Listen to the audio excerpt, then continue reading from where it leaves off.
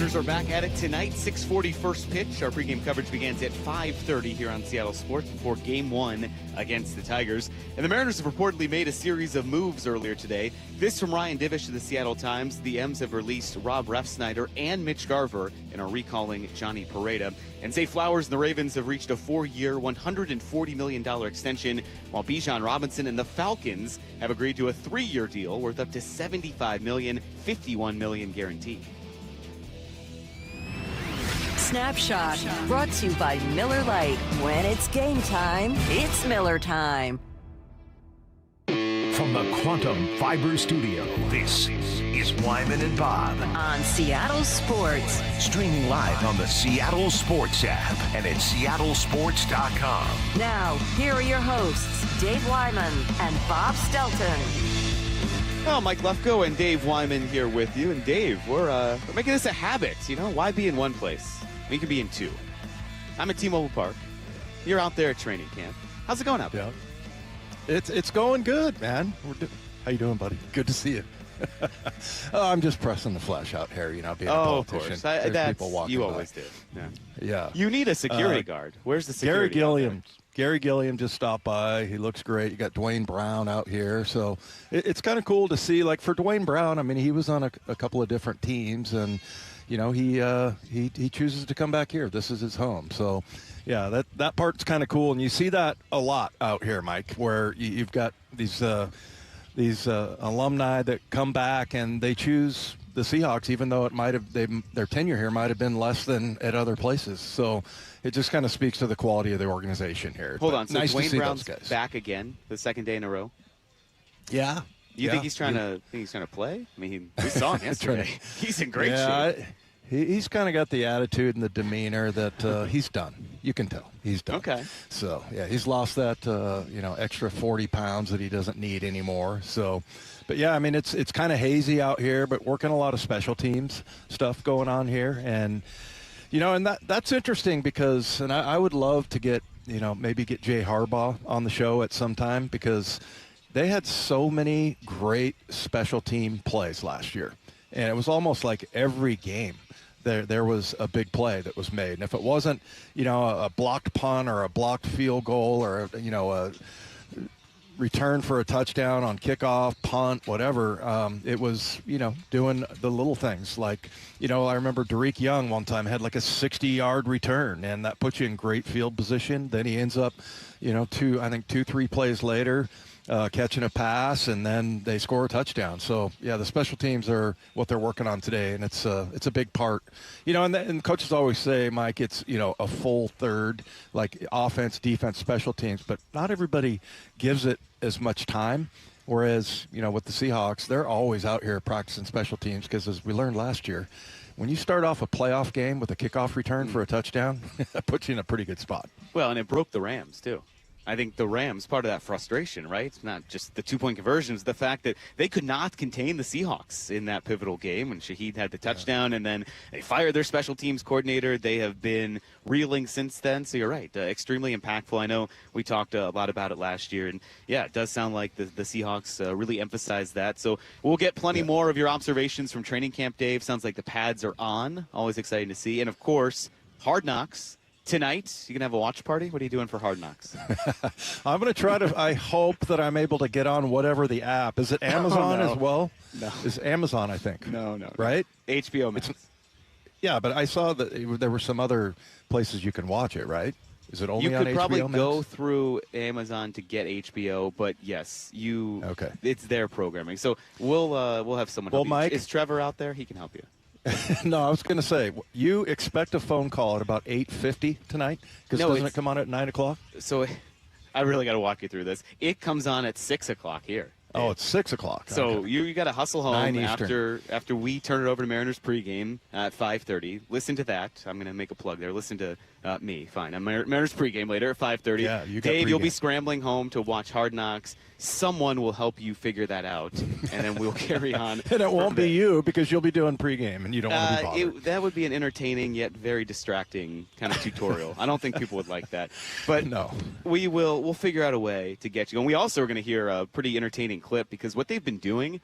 So the NFL and HBO Films and everyone that does this, they have been kind of giving you a little more juice each time, releasing one little teaser clip. So it was the Mike McDonald clip we saw last week, and then there's one out today that we're going to play in Sweeping and Dial from their running back coach, and it's got people fired up, Dave. So I think we're all excited for Hard Knocks. So that will be coming shortly later tonight. But we do have to talk about what the Mariners did, and you know, you guys had a great interview with Justin Hollander. Certainly want to break that down and talk about what this team, what this lineup looks like when it does come out. A lot of people are eagerly anticipating where Taylor Ward might slot into the lineup, if, in fact, Ward and Donovan will be back in the lineup, as Justin Hollander told you guys that he hopes and he expects that he will be. But there are also now some moves, and this, for now, has only been thrown out there by Ryan Divish, so still very much a reported move. But when there's confirmation, we'll certainly get back to it. But we trust Divish. And he had it out there that the Mariners are reportedly releasing Rob Refsnyder and Mitch Garver and recalling Johnny Pareda from Tacoma. And that's a pretty newsworthy slate of releases there for the Mariners. Dave, what's your first impression after seeing that?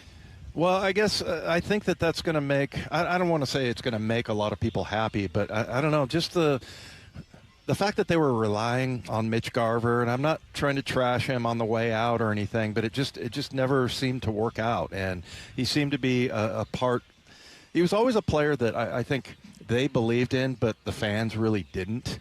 And so, you know, that's – and then Refsnyder, I mean, that one was obvious. I mean, he hits his home run, but he had been like 0 for 20 or something like that. So I think that those were both kind of represented – promises that just never delivered. So I don't know. I don't know if people are happy about it, but I think knowing that they don't believe that they're going to be able to, rely on those two players is, I think, I think it's settling for some of the fans. Like they're I don't want to say they're happy they got released or anything, but it's just that, you know, okay, we're good enough. We have a good enough roster that we don't need to rely on those two players. Yeah, and I think what it says is there's really no more time to waste. You know, you could not keep waiting on Rob Refsnyder to produce. The version of Rob Refsnyder that you brought in was not what he had here, unfortunately, because we talked about the numbers. It was kind of a near consensus that this was a guy that comes in and just does crush left-handed pitching. He had the 7th best OPS over the last 5 seasons against left-handed pitching. I think he showed it in that first game back from injury, but the sustained production wasn't there. So for the Mariners, as Justin Hollander told you guys, it's time for everyone to step up, and you need that offense, where offense has been the biggest issue. And I think that kind of leads me into the comparison with Mitch Garver as well, that Mitch Garver, great with working with these pitchers. He was kind of that like next step of Cal. You know, Cal has such a good dynamic with these pitchers and working with them and pitch calling. They had a lot of trust with Mitch Garver as well. We saw, I think everyone saw how good he was ABS-wise behind the plate. He's got an eagle eye. If there was a pitch that was anywhere in that zone, it was incorrectly called, he was on it. But you need offense. And if you're going to be in that lineup on a day where Cal is DHing or if Cal gets a day off, you got to produce. He was not doing that. I think what it also says to me is, you know, it's crunch time here, the final, 49 games or so of the regular season. That offense has to be there. And I think Cal Raleigh is probably going to catch a lot more as well. Not that he's going to catch on a day game after a night game, but we saw Cal last year, right? He was there every single day. He barely had a day off. I think I would expect that from Cal, who is starting to get hot again, and the Mariners certainly need that right now.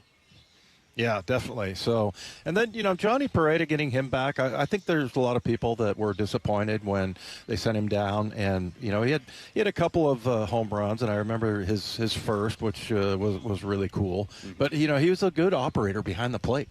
I mean, he has good arm. You know, he just a good defensive catcher, but not quite the bat that you want and that you know that you can expect from Cal. So, but yeah, I mean, he did have a 270 average this year, 2 home runs. But, you know, I don't know. I think I remember Charlie talking about the difference between Pareda and Mitch Garver. And at the time, you know, he was on Mitch Garver's side. He thought he was a better player and gave the Mariners a better chance to win. So, yeah, it's kind of interesting. And that's changed, obviously. That was months ago that we heard that from Charlie, but who we'll have on later, by the way. Yes. And by the way, Mike, little programming note, sorry, producing on the fly. Oh, that's great. We're going to get B-Walt.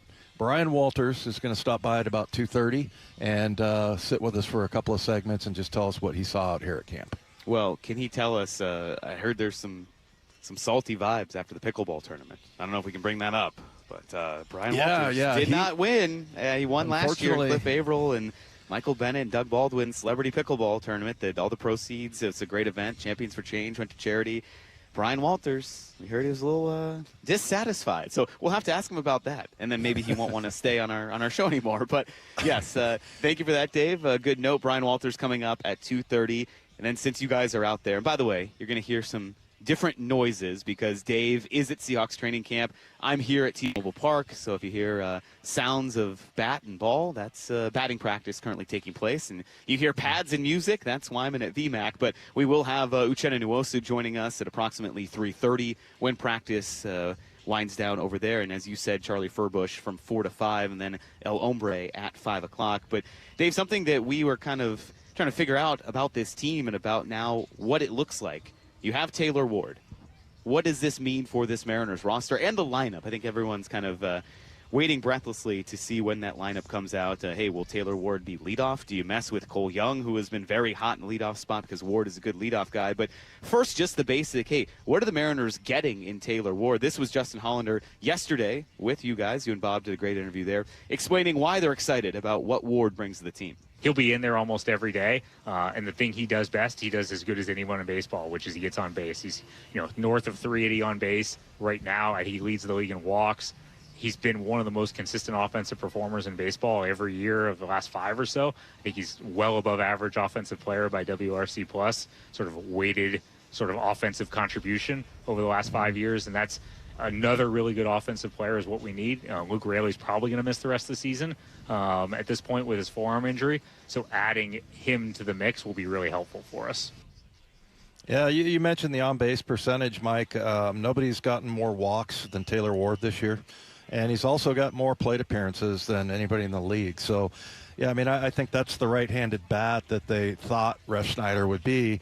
And he just wasn't for whatever reason. But, yeah, it'll be really interesting. I don't know, Mike, I don't know how you feel about, getting the two players. You got a relief pitcher, and then you got Taylor Ward. I still am I feel like if Brendan Donovan can get healthy and, become the contributor that he was before he got injured, and then, you just get the big three, Cal, Julio, and Naylor going, that they're set. And I feel really good about this team right now. And, and the other thing is also the other feeling I had was that, trading Luis Castillo and getting back to the 5-man rotation, it's not like they've been bad pitching-wise, obviously, but I just wonder if that has some kind of an effect where it's, okay, no more piggyback, we get an extra reliever, and maybe that just in general settles down the pitching staff so that, like I said yesterday, so that you don't have some of the anomalies like Brian Wu on the road, So, yeah, I mean, I think there's a lot to be excited about, and it's not like they went and got the biggest names out there, but I just think that's going to have an effect on the rotation. And then I think that as far as Cal and Julio and Naylor go, they have to turn it around. I would bet that is going to happen. And when it does, it's going to be as good as any kind of a free agent that you could go out and get at the trade deadline. Yeah, I'm very curious. Not free agent, but player. No. I got it. I got what you're saying there. But you're right. I think the big, I don't know if it's an unknown, but it's just a curiosity and a question is, what are you getting out of Brendan Donovan? Because he has been hurt for so long. So it's that kind of dynamic that you guys throw out there often that we put out there to our listeners at times. How much can you rely on them? Are you expecting them to come in and be the immediate savior of the offense? Or like a Matt Brash, when he comes back, he's been out for so long. Is it unfair to kind of put those expectations on him? Because on one hand, someone like Brash or Donovan, we've seen signs they're capable of it. But because they've been out for so long, it seems almost like a fallacy to say, well, he's back, he's immediately going to be that guy. But I do like what you were saying, and you're right. From the standpoint of certainty, you have everyone here. You know who your team is going to be, both with the lineup.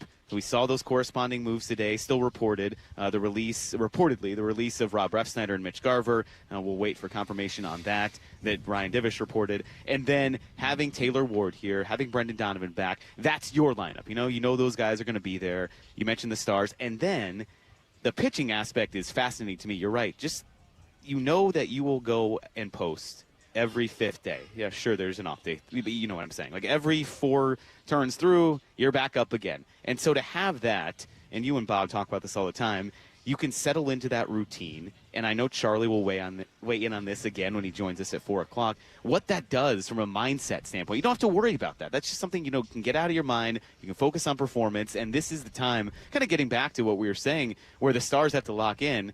Look, if you're a Logan Gilbert, you kind of take it upon yourself, right? Or any of these pitchers, that they know they're the core. The belief the Mariners front office has them, you're our 5 guys, you're going with it. I think that probably adds a lot to a clubhouse when you have that group of guys and they know, okay, we are the group, it's on us now. Yeah, it's funny. You were talking about that when they all, get around each other in the clubhouse, whatever. It always kind of reminded me what's going on there. Kind of reminds me a little bit of when we would do final cut down at the end of the year, during camp, and you look around the room and go, okay, these are the guys I'm out with. For now, there's going to be people that get hurt and come in and out and everything. But as far as like that rotation, I could see them sitting in. They all love Luis Castillo, and it wasn't like anybody wanted him gone or anything like that because he was such a great teammate, and he did, deliver some really good performances, like his very first outing against the Yankees. It's phenomenal.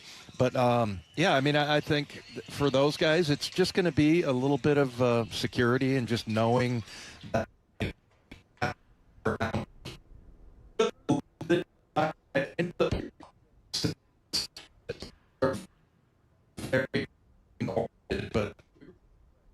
Well, Dave, you never sound better as we work to get you settled back in there. Yeah, so to just kind of reset what's been going on here, the Mariners have reportedly made a series of moves, and we will get you the confirmation when it does become final. Rob Refsnyder released, Mitch Garver released, and Johnny Pereda on his way back up from Tacoma.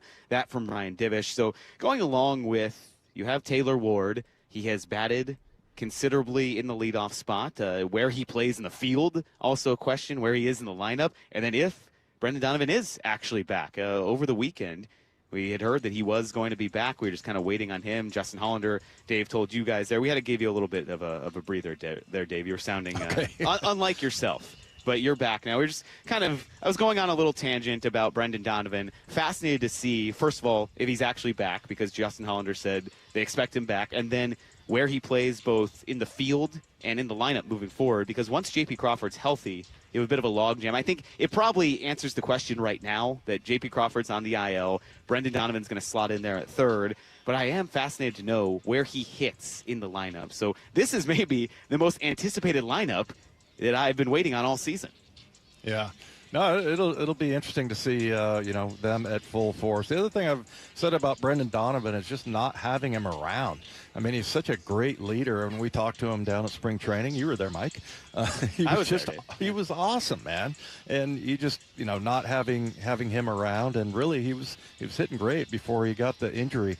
And really, that might be the one thing I'm happiest about, because I was worried about, the way that injury sounded, as far as the groin being involved and everything. I thought, oh man, this is going to be something that's going to continue to linger. So hopefully it's all over, and they can get set and make a run here. So, but yeah, this is going to be really interesting to see what's going on with this team, and can they play up to their potential. By the way, I'm a little distracted, but man, they are in full pads, and they're going all after it out here. They got like running plays. It's 11 on 11. There's lots of contact out here. I like it.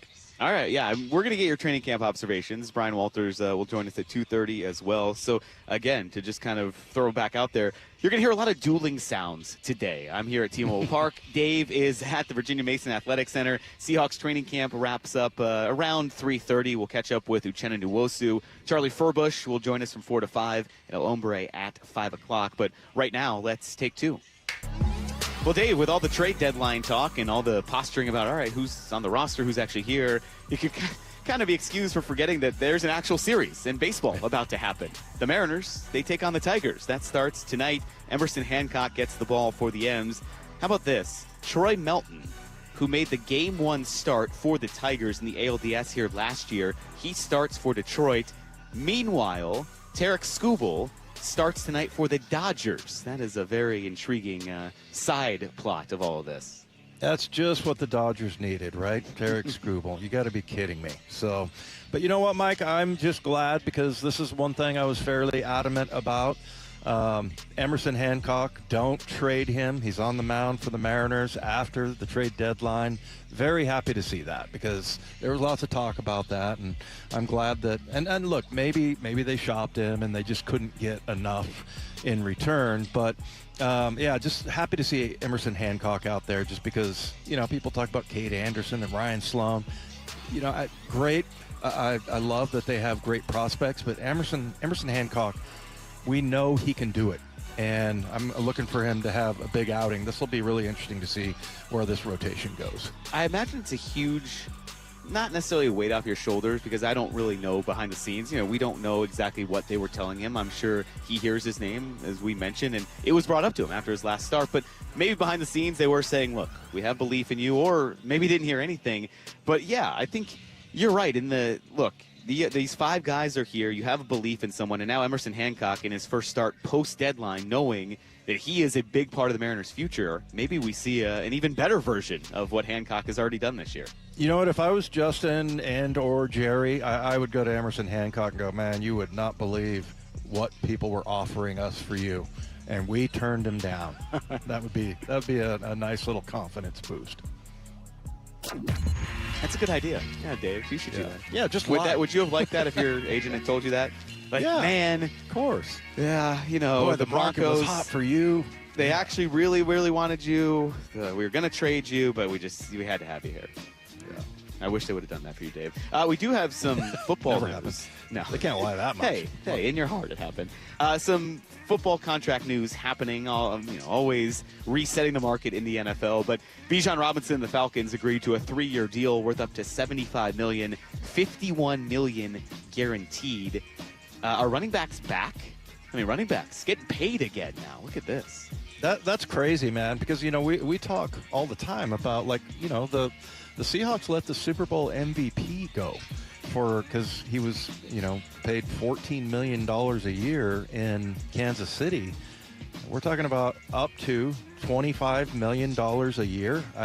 What happened? That's a huge departure from what the market really is for running backs. It's just the NFL has spoken. They devalue running backs, but like you said, Mike, maybe this is a trend that's going to start to. You would think, though, if it was a trend, that it would kind of inch its way up.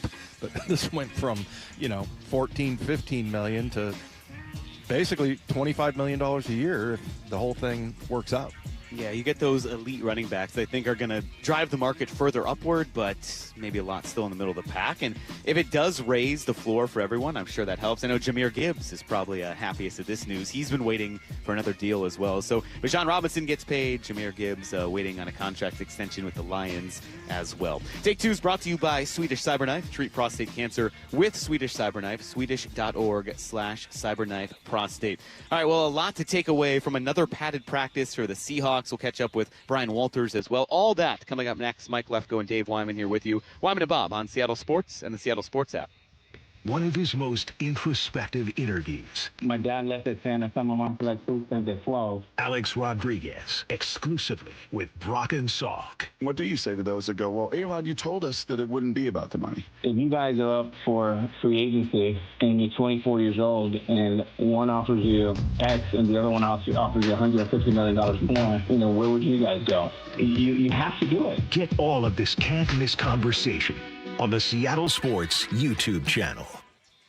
Fast Home Services is a 5-tool player, one call for it all. Water heaters, plumbing, heating, cooling, electrical. It's Dave Wyman here, and the same Seattle company that's handled your hot water since 1986 is now handling everything that keeps the house running. One number, one team, hold home field advantage for your actual home. Call 1-800-THINK-FAST to book your free in-home estimate or visit fasthomeservices.com for a virtual quote in seconds. Water heaters, plumbing, HVAC, and electrical services. Olympic Hot Tub has more ways than ever to achieve total wellness at home. Immerse yourself in a saltwater hot spring spa and let jets melt stress away. Enjoy a refreshing swim in an endless pool swim spa. Retreat to healing warmth and detox in a Tilo sauna. Then awaken mind and body with a cold plunge. You'll be saying, ah, in no time. Your path to wellness starts today at Olympic Hot Tub. Current specials with exciting savings at OlympicHotTub.com. Better you, better life. What if you could have the most reliable fiber-powered Wi-Fi? And get this, what if you could keep it at the same price for 5 years guaranteed? Now through August 24th, new Xfinity customers can get our best price on gig Wi-Fi this summer before it disappears. Just $50 a month for 5 years. No annual contracts, no hidden fees, and our best equipment included. Plus, get online in minutes with same-day Wi-Fi. It's Wi-Fi that finds and fixes problems before you even notice them. Like super intelligent Wi-Fi with a sixth sense. Plus, it keeps you protected from online threats. And get Peacock Premium included for 2 years. Lock in your price and unlock the possibilities. Get it now at Xfinity.com. Xfinity. Imagine that. Restrictions apply. Requires paperless billing and autopay with stored bank account. Taxes and fees extra. Speeds vary. Use of fiber coaxial cable. Learn more at Xfinity.com/same-day Wi-Fi. Everything that matters is at stake in a divorce. Your home, your savings, your children. For many of our clients, a divorce was unwanted. This is Rick Jones. At Goldberg Jones Divorce for Men, our team of experienced attorneys handle every aspect of a divorce and custody case. When stakes are high, you need a lawyer you can trust. Husbands and fathers trust Goldberg Jones. Visit us at goldbergjones.com to get your questions answered at no charge. That's goldbergjones.com. Guys, did you know your testosterone affects everything in your system, including how you feel and perform every day? Right now, Revive Men's Health Seattle will check your testosterone for free. Knowing your T levels is the first step in understanding if you have low T. Your testosterone level impacts your energy, libido, sleep, weight, hair loss, mood, and even ED. Maintaining an appropriate T level can change your whole life. Most men start to see changes in their hormone levels in their 30s. Experience and results matter. So what are you waiting for? Get your T levels checked today by local, experienced, and trusted men's health experts. They've helped thousands of men since 2011. They're so confident they can help you, they even guarantee it. Call Revive today and schedule your free testosterone test, free exam, and free consultation. Call Revive Men's Health at 206-529-1111. That's 206-529-1111. Or visit ReviveMen'sHealth.com. The home of the Mariners. It is gone! Cal Raleigh, 2-run home run! Hear every pitch on 710 and the Seattle Sports app. Get in the zone, AutoZone. John's day is off to a slow start. So he heads to AutoZone, where he can get a battery for under $100. Lonnie, a local AutoZoner, tests his battery for free. Looks like he just needs a charge, and Lonnie does that for free too. In no time at all, John is back on the road, ready to finish the day strong. Free battery testing and charging at every store. No hassles, just help. Get in the zone, AutoZone. Restrictions apply. From the people who brought you It's the Dog Park comes. Your dog is limping, but she seems fine. Plus, you've heard they can fake it just to get what they want. So what's the deal now? You're being gaslit. Protect your dog from injury and illness with Progressive Pet Insurance. Oh, now she switched legs. What a diva. Progressive Casualty Insurance Company and affiliates. Not available in all states or situations. Coverage subject to policy terms. Finding great candidates to hire can be like, well, trying to find a needle in a haystack. But not with ZipRecruiter. Its powerful technology actively finds and invites qualified candidates to apply to your job. So while other companies might deliver a lot of hay, ZipRecruiter finds you the needle in the haystack. See why 4 out of 5 employers who post a job on ZipRecruiter get a quality candidate within the first day. Try ZipRecruiter for free at ZipRecruiter.com/free. That's ZipRecruiter.com/free. ZipRecruiter. When you see this in your kitchen, The stainless steel fridge is covered in fingerprints. you hear this. Leslie, people are going to think you were raised in a barn or by wolves, or raised in a barn by wolves. Fortunately, Wyman Stainless Steel 3-in-1 cleans, shines, and protects to give you the best shine. A spray and a wipe will have your fridge shining like a mirror. Wow. My fridge looks brand new. Your fridge looks amazing, Leslie. Sorry, I was being a little dramatic earlier. Your kitchen says a lot about you. Let it brag with Wyman. This hour is brought to you by Legacy Group Capital Common Sense Lending. From the Quantum Fiber Studio, you're listening to Wyman and Bob. Weekdays 2 to 7 on Seattle Sports and 97.3 FM HD2. Mike Lefko and Dave Wyman here with you. We'll be joined by Bryan Walters almost instantaneously here. Dave, I'm glad B-Wald is taking his time, though, because we do actually have some news. So very quick, Bryan. Sorry to keep you waiting here. The Mariners have made all those moves official. Brendan Donovan has been reinstated from the 10-day IL. He has been on the IL since May 17th. It was retroactive to May 16th. Taylor Ward is here. Anthony Dominguez is here. Mitch Garver released. Rob Refsnyder released. Stuart Fairchild DFA'd. And Johnny Pareda recalled from AAA Tacoma. So a whirlwind of moves that we can get into. But we don't want to keep our guests waiting because I know Bryan Walters. Well, Bryan, can I bring up the pickleball tournament, or is that a sore subject? Start with that, do we? Yeah. Start with that. First I'm sorry. I wish I was there. Wish I was there in person. You know I'm joking here, but you're the best, Bryan. That's why we had to bring this up. You're the best, B-Wald. I know you would have won. Congrats to Cliff Averill. He won his own pickleball tournament. Imagine that. Seems rigged to me. Seems a little bit rigged, but it's okay. It's okay. Good for him. So did he maybe have some superior talent on his team that he selected? He handpicked? Cliff's very good. I will say this. He's got great hands. He kind of covers a lot of ground at the net. I don't know how his singles would be, but doubles, he's very good. But he also, I think, is the only one, I don't know if I'm going to get in trouble for saying this, but it doesn't matter, who's allowed to pick his own team. Yeah. So there's where the rigged comes in. Oh, okay. There's where it all comes in. But it was a really, really cool event, though. It was stepped up a lot this year, and a lot of people just really competitive. The finals it was like watching a real professional pickleball match. It was awesome. Well, I'll tell you what, Bob reported to us. He says, I asked him, what's one thing that you found out? And he said, B-Walt's very competitive. Well, you were the champ last year, right? Openly accused Cliff Averill of, handpicking his team, but the way I see it is, it's his tournament. He can do what he wants. Okay. Right? That's it. That's it. But hey, Bob stepped up. I saw him getting into it a little bit. Nice. He had a good team.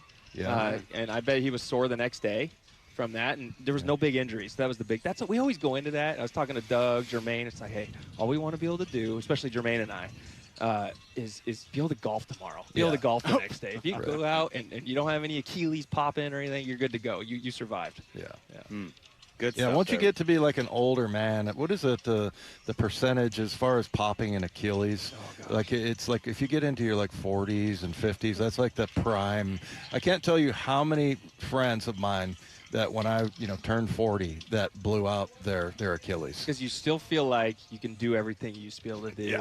Right. And that one extra effort move, and there it goes. Yeah. There it goes. Well, great. That's knock on wood. In your mind, you're still a 25-year-old. In my mind, yes, absolutely. So, no, it was good. Yeah. Well, B-Wald, you guys are out there. We've seen a couple of padded practices. I know the pads are on again today. So, we asked this to Dave a lot, but what stands out to you when the pads are on? What position groups do you really go watch out for? Well, it's definitely the offensive line in the trenches. You can't see anything when they don't have pads. It's kind of boring. They're kind of just tagging each other and all that. So you watch the trenches, you watch them, and it's just it just steps up a little bit. You also, here's the other thing too, one-on-ones are different for receivers. DBs are getting their hands on you more. You also carry a lot more weight. You've got to get used to those shoulder pads, used to everything, used to running in these shoulder pads. As crazy as that seems, that's an adjustment. Your range of motion with your arms, your pass catch radius, it goes down just a little bit with those shoulder pads on, and then there's a little more contact after the catch too. So it's just, you know what, the easy way to put this is it just becomes football. It does, because without pads, it's just kind of glorified, two-hand touch. And when you put the pads on, now you really get to see who's going to be going over the middle, who's going to be making the big catches in traffic, who's doesn't have that that timid, alligator arms, what we call them, going over the middle to make some of these plays. So it's fun when you get the pads on. I know that. We got former Seahawk receiver B-Walt here, and also part of the pre and post game. Are you doing post game, or you're a TV guy, aren't you? I do it all, Dave. We're going to be traveling around, go from the radio to the TV, back to the radio. It'll be fun. It's going to be a fun season. Yeah, he's become a local star, no question about it. We were by the way, Eric Kennedy last year showed me a pair of shoulder pads that were specifically, with receivers in mind. And it was about your catch radius and being able to get your arms up in the air. And there was like a rotating chest plate. Really? Did you see that? No, I haven't seen these. Yeah. So, the technology has gotten much better. And like you said, it's tough. And it used to, especially in my day when, on Rabel's day especially, you just got this solid plate there. But now they have something that kind of rotates and works together so you can get your arms up higher. So I got to check that out. That's actually kind of fascinating to me. I remember I used quarterback shoulder pads. Oh, did you? I just wanted nothing. Yeah, they were small. They were they were up a little higher, so you had more motion with your shoulder. Yeah. And I probably looked funny. I looked like a quarterback probably, or a punter or something. But it was good, yeah. No, that's something. I want to go check those out. I'm going to have to ask EK about those. Yeah. Well, hey, as far as looking at receivers out here, I feel like, we were talking about this yesterday, that there's a lot of guys here that could make plays. And also, we were just talking about how do you distribute the ball with this group? And, and I don't know where they rank as far as receivers and tight ends and around the league. But, you got A.J. Barner, and now all of a sudden Elijah Arroyo has really stood up. On Saturday, I was out here at camp, and he must have made 4 or 5 catches, and just beautiful catches. So you got him. But then, you got Cooper Kupp, you got JSN, you got Torrey Horton, Jake Bobo, Rashid Shaheed. How do you get him the ball? It's going to be interesting to see. That group, I think, is going to be one of the position groups that I highlight this year in the preseason. Yeah, the pass catchers. There's a plethora of them for Sam Darnold. But I always stick to this. I always say, give it to JSN as much as you can. Yeah. I know you have all these other weapons, and that's obviously just a bonus to this team. But JSN is your guy, and until teams will stop him, until teams can say, hey, you're going to have to go elsewhere because we're going to absolutely take him away, give him the ball.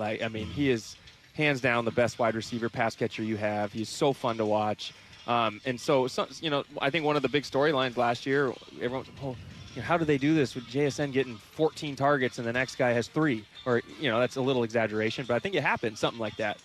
And I'm like, well, look at JSN's game. Look what happened. And they won the game. And that's what you want to do. If it's going to work, if you can keep giving him the ball, the best teams get the ball to their playmakers. The best teams give it to the guys that can do something with it that are most dangerous. Now, the Seahawks have the advantage of again, they take JSN away. Well, look at you. Oh, okay, let's go to a guy who has won a Super Bowl MVP, won the Triple Crown in wide receivers in Cooper Kupp. You have that guy. You have a guy that can take it to the house at any point, at any time. You get the ball in his hands. That's Rashid Shaheed. You have other weapons. Yeah. A.J. Barner, I think, is going to be one of the breakout players this season nationally. I know we always talk about him. We've seen kind of what he's brought to this team. He's made the big plays, but I think he'll really make an impact nationally now as one of the top tight ends in this league, especially given where Brian Fleury is and how he has comes from that tight end background. Yeah. Well, B-Wall, do you have time to stick around? Has Dave annoyed you too much? I'll be hanging out here all day. Yes, I'm sticking around. All right. Of course I'm annoying him. Sticking around. Never. We got more questions for Bryan Walters. We'll talk some Hard Knocks as well. Plenty more coming up from Seahawks training camp and from T-Mobile Park here. It's Wyman and Bob on Seattle Sports and the Seattle Sports app. One of his most introspective interviews. My dad left at 10. I come along to that food thing at 12. Alex Rodriguez, exclusively with Brock and Salk. What do you say to those that go, well, A-Rod, you told us that it wouldn't be about the money? If you guys are up for free agency and you're 24 years old and one offers you X and the other one offers you $150 million more, where would you guys go? You have to do it. Get all of this can't-miss conversation on the Seattle Sports YouTube channel. Hey, Mariners fans, the Law Tigers are teaming up with your Seattle Mariners and Destination Harley-Davidson to give one lucky fan a custom 2026 Street Bob to celebrate 50 seasons. Now, the bike was painted by legendary VC Designs. You can enter now at marinersbike.com. The bike will be given away live at the game on September 22nd. Go to marinersbike.com to enter today. Again, that's marinersbike.com to win. It's Bob Stelton here, and the Law Tigers was born from a passion for the open road. So if you find yourself injured in a motorcycle crash, don't settle for firms that say they're motorcycle lawyers. Trust the ones who actually live it, because you need someone who understands the ride. For 25 years, Law Tigers has helped thousands of riders with one mission: to serve the motorcycle community. Your case evaluation is always free. There are no fees until your case settles. The Law Tigers, 25 years strong. Call 1-800-LAW-TIGERS or visit lawtigers.com. With Law Tigers, you never ride alone. Cook Law Office, PLLC, 539 Broadway, Unit 104, Tacoma, Washington, 98402. Hey, I know something you probably haven't done in a while. Climb into your crawl space or your attic. Yeah, me neither. Mike Salk here. And most homeowners avoid those areas for good reason, but it's important to check on them regularly, especially here in the Northwest, where groundwater can wreak havoc and many homes lack the proper insulation in these spaces. So when it's hot in the summer, your house gets even hotter. And guess what? When it's cold in the winter, your house gets even colder because you don't have enough insulation. The good news, you don't have to crawl into those dingy areas, because Crawl Pros will do it. They go where you don't want to. That's what they did at my house. They found a little rodent intrusion, and they found the insulation problem. So yeah, they can help you get it all fixed, just like they did with me. And if you need any work done, local utility companies offer rebates that could save you thousands on your project. Don't just assume that your crawl space and attic are in great condition. Do what I did. Call Crawl Pros today. Schedule a free corner-to-corner inspection at crawlpros.com. August is always a time of excitement because football is back. But anyone that watches practice or preseason games knows how much work needs to be done before the season starts. If you're feeling the same about your home project, Harley Exteriors wants to help you get a head start on making sure your home is ready for fall football nights. $500 off each window, $750 off patio and entry doors, and $200 off your final project. Spend a few minutes with the folks at Harley Exteriors during your free estimate, and you'll realize you have a lot in common. They love our local teams, they're good at what they do, and they'll take care of your home. Use Harley Exteriors to complete your home project this month and receive 12 or 18-month promotional financing. Qualified buyers only. Subject to credit approval and lender terms. Minimum purchase of 4 qualifying windows required. Windows must be 36 by 36 inches or larger. No size minimum on patio or entry doors. Financing subject to approved credit. Offers cannot be combined with other promotions. Offer expires August 31st, 2026. HarleyExteriors.com. Feeling lucky? Don't miss the Lucky Fall Classic Collector Car Truck and Boat Auction. Saturday, August 29th at Tacoma's LeMay Marymount Event Center. Up to 200 collector, vintage, and classic vehicles, many going to the highest lucky bidder with absolutely no reserve. Get lucky, get local, and get in line. Visit luckyoldcar.com for a list and pictures of auction vehicles, or call 206-467-6531 for bidding and consignment details. The home of the Mariners. It is gone! Cal Raleigh, 2-run home run! Hear every pitch on 710 and the Seattle Sports app. Hey, Brock Ewart here for my friends over there at People Come First Construction Group. You know I love my acronyms, PCF.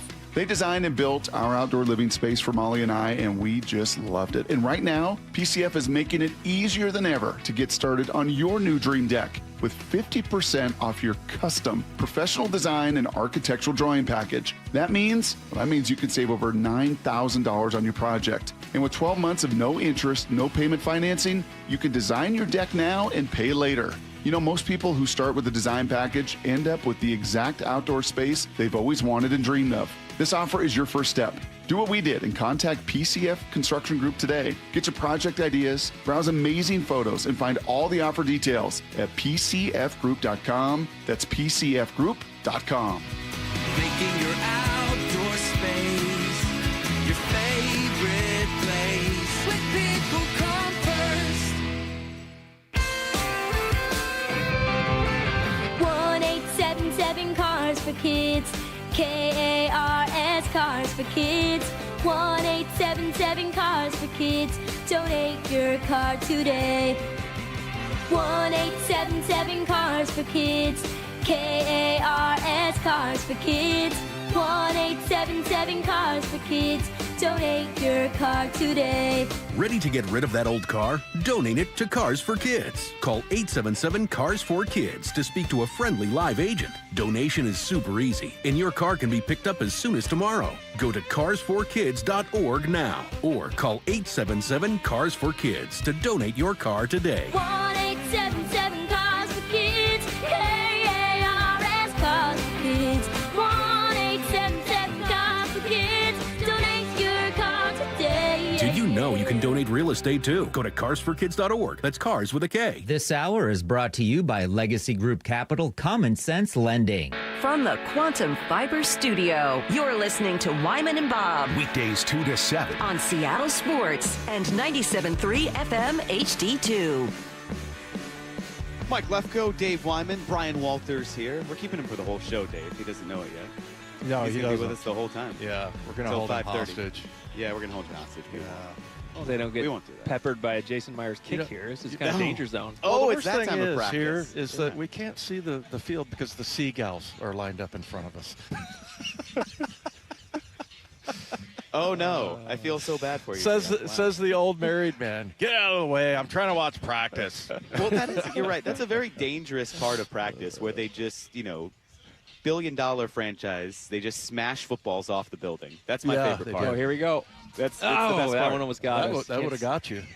Wait, did that hit somewhere? That shook the camera. That shook it. Yeah, that went right behind us. I wasn't lying when I said we're in the danger zone here. I usually try. I'm getting yelled at over here for not catching it. Usually I'm sitting to the side. I try to catch those, so I'm sorry I'm not there to help out. But, yes, derelict in my duties. Yeah, you're 0 for 12 or 13 over the last few years. Is that why they kicked me out? Okay. No, I'm here at T-Mobile Park. You guys are over there. And then tonight's going to be fun. It is the debut of Hard Knocks. By the way, guys, can I clear something up? There was some confusion, and this is an important distinction, so thankfully the Seahawks have broken this down. Hard Knocks is tonight. It'll air at 9 p.m. Pacific if you're watching on the actual HBO channel. So it airs at 9 Eastern. HBO, if you watch on the channel, will not air it until 9 p.m. Pacific, but if you're watching on HBO Max, so if you're streaming on the app, you will see it at 6 p.m. Pacific, right when it airs immediately. Dave, I'm sure your eyes kind of glazed over. Maybe Bryan can help you there. But you can watch it at 6 o'clock Pacific if you are streaming on HBO Max. That's the big news there, the big distinction for Hard Knocks. Okay. I don't know if I have that or not, but we'll find out tonight. I'll be giving Lefko a call. I can't wait until – this is going to be great show content tomorrow. We'll come in here like, hey, what'd you think about Hard Knocks? And instead Dave will discuss – his process just to get it on. You already had the channel, Dave, right? Yeah. Well, we'll see. Well, I mean, that's happened to me before. You know about the whole Peacock debacle, where they're like, I was on the phone. She's like, you have Peacock. I'm like, yes, I know that. Why isn't the game on my television? She's like, I don't know. I'm like, okay, thanks for wasting 45 minutes, and then suddenly it showed up. But yeah, that's kind of my world right there. It's all the streaming. You got to subscribe to everything these days. Yeah, I'll tell you that. But B-Walt's just like you guys, complaining about streaming. Yeah, it's becoming an old man. I'm actually during that whole thing, I was kind of thinking to myself, if I have HBO, and if I do need to reactivate that to watch it. So thank you for the reminder there. Well, okay, I was going to say, are you, as a player, how intrusive would that have been? And now as someone who is removed from it, what are you looking forward to seeing? Because it seems like, look, we've seen clips of cameras in the meeting room, and they are there, and they're recording. We're going to play a clip coming up at 3:45, taken straight from the running back meeting room. And there's already been clips of Mike McDonald talking to players. If you would have been on the team when this was happening, B-Walt, would you have liked it? Would you have just not worried about it? What would you have thought about this? I think the first few days would probably be tough. Just like, what are these guys doing? It's so intrusive. But like everything, it just become a fly on the wall. I think you'd get used to it as a player. I think the good thing is, if I, as a player, if you didn't know that kind of the team has final say on everything that gets released, then I'd be a little more worried because it's like, man, what am I saying? What's going to get? But they always will have your back no matter what. If something you didn't want out there happened, the team's going to have your back. They'll be able to, fish that out. So that would, as a player, kind of ease my mind a little bit. But I honestly also think it'd be kind of fun to see. I'm most curious about what the storylines they're going to hit are. Where's the drama going to come from? Because there's always a little bit of drama in these things. And And as a player, I'm wondering if, like, some of it's almost a little made up. They're just trying to find something that's really not there. And when you're sitting behind the scenes as a player, you're probably like, well, all right, that's interesting how they really hyped this up, but it wasn't that big a deal. So that's kind of what I'm curious. I'd be curious at, like, what these players think about that and what they end up doing tonight and kind of where we see this go the course of the whole training camp. Yeah, I think the more I think about it, the more I think that Mike McDonald is going to be the star and maybe the story. And there was this story that I've told this several times, but to me it's still so funny. But Mike Morris was in the D-line room, and I guess McDonald like wandered in there. This is last year during the season. And he comes in there, and then everybody kind of goes quiet, and Mike McDonald goes, wow, it's kind of awkward in here. And I guess Mike Morris goes, yeah, because you made it awkward. You walked in here and made everything awkward with your awkwardness. And he just laughed and, went down the hall to the next, position group. But, yeah, I mean, I think he's a very genuine guy, and he's very interesting, and we don't really know that much about him. Yeah.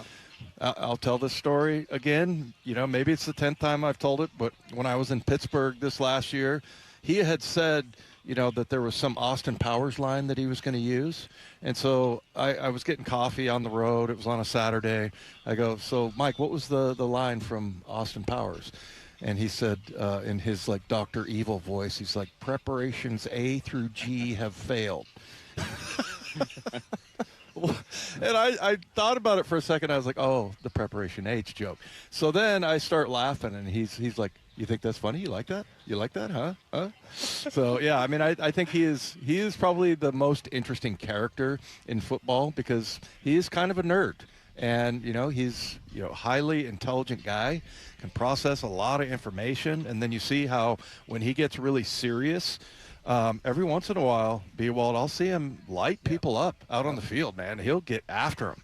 So, and it's not anything unnecessary. It's always warranted. And, yeah, he's a very interesting guy, and I think a lot of people are kind of want to get to know him. Yeah, I'm excited to see how his personality comes out in this. Yeah. And you'll see a lot of his philosophy, I bet, too. Not too much, but a little bit of the way he thinks about the game, the way he wants to motivate players, and how he will get the best out of players. I think you'll see a lot of that, kind of that mindset from him. So that'll be fun. But, also something about this I feel like this has been the least talked about Super Bowl champion in, like, the history of any Super Bowl champion in the offseason. I feel like no one's really talking about the Seahawks. So maybe this Hard Knocks thing is going to change that a little bit. Not that that's a bad thing not to be talked about. I think you can still – it's kind of nice to be able to fly under the radar a little bit. But I think once this airs and the nation sees this Seahawks team, they'll start to – I don't know, fall in love more with the players that we have here because it's a good spot, it's a good group. So that's kind of excited to see that highlight these players as well. Yeah. Well, certainly most disrespected, right? I mean, we've thrown that out there plenty, and we hear new soundbite after new soundbite. So maybe this does kind of showcase just how dominant this team was and just kind of the culture they have here. So you're right. I think we're all excited because you don't usually see a team that has it together on Hard Knocks, right? They had rules where if you were in the playoffs, you were not on the show. They would show dysfunctional teams, let alone they've never shown a Super Bowl champion. So I'm fascinated to see how that plays out. And I don't want to say maybe it's going to be a little more boring, but it doesn't feel like there's any dysfunction to show on this team, where sometimes dysfunction plays well. I don't know. It'll be entertaining. We know it'll be entertaining. I think you just hit the nail on the head. I think it will be more boring than other ones because that's what I'm saying. Is like, where are they going to get the drama? Where are they going to get all these storylines that they're going for? And you look at this team, and it's just – it's just functioning the way you want it to function, So that's where I'm so curious about when you watch it tonight, what direction they're going to go. Well, B-Wald, I don't know if you heard our interview that they did with Bud Clark yesterday, or if you have engaged or experienced anything with Bud Clark, but we feel like if there's a star, it's got to be this guy. He is perhaps already the most entertaining man on the field, and that's a field that includes Devin Witherspoon. Well, I think we knew that the day he was drafted, and we heard his interview right then, and I can't remember off the top of my head the things that he was saying, but it was funny. We were all laughing and chuckling, and we just knew that we couldn't wait to get him into the Seahawks facility. So, and then to be on Hard Knocks, that kind of personality, and him and Witherspoon and that DB room together. It's gonna be fun. Maybe it'll become more of a comedy. Hard Knocks, a little less drama, more comedy. See the personalities of these guys. So we'll see. We will see. Well, Bryan, if you want to keep hanging, you're welcome to. We might do a little baseball talk, but thank you for hanging. I could go across the street, maybe to Subway or something like that. Like it. I got you. There it is. All right, Wyman's going to take off, and you're going to trap B-Walt there. But no, Bryan, appreciate the time. That's Bryan Walters. A lot of good Seahawks conversation. Hard Knocks tonight as well. The premiere episode, 6 p.m. Pacific. If you are streaming on HBO Max, you can also join the official Seattle watch party at Victory Hall at the Box Yard. Enjoy themed drinks, games, and giveaways. Doors open at 5 o'clock. All ages welcome. Well, we do have that first lineup post-trade deadline for the Mariners. We're going to weigh in on that and the Mariners' chances of getting through a brutal August and taking a run at this division. All up next here on Wyman and Bob on Seattle Sports and the Seattle Sports app. You hear about it first on Seattle Sports. A-Rod, what are you doing this weekend? I got a call from Mr. John Stanton. He invited me to the very special weekend to be part of the top 50, so I'm very excited. Was this important to you? I've been getting booed there for 27 years, so I kind of had lost hope this story would come full circle, and I'm over the moon, and thank God for the opportunity. Watch in its entirety on the Seattle Sports YouTube channel.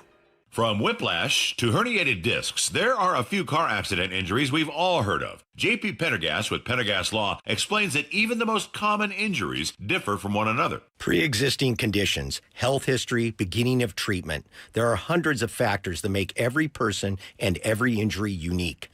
While these variables aid medical treatment, the strongest case recoveries must also take them into account. Could you explain a little bit more? Our team at Pendergast Law is obsessed with turning over every stone to differentiate each case. This requires thorough investigation, diligent listening, and relentless research. We never pursue cases with a one-size-fits-all approach.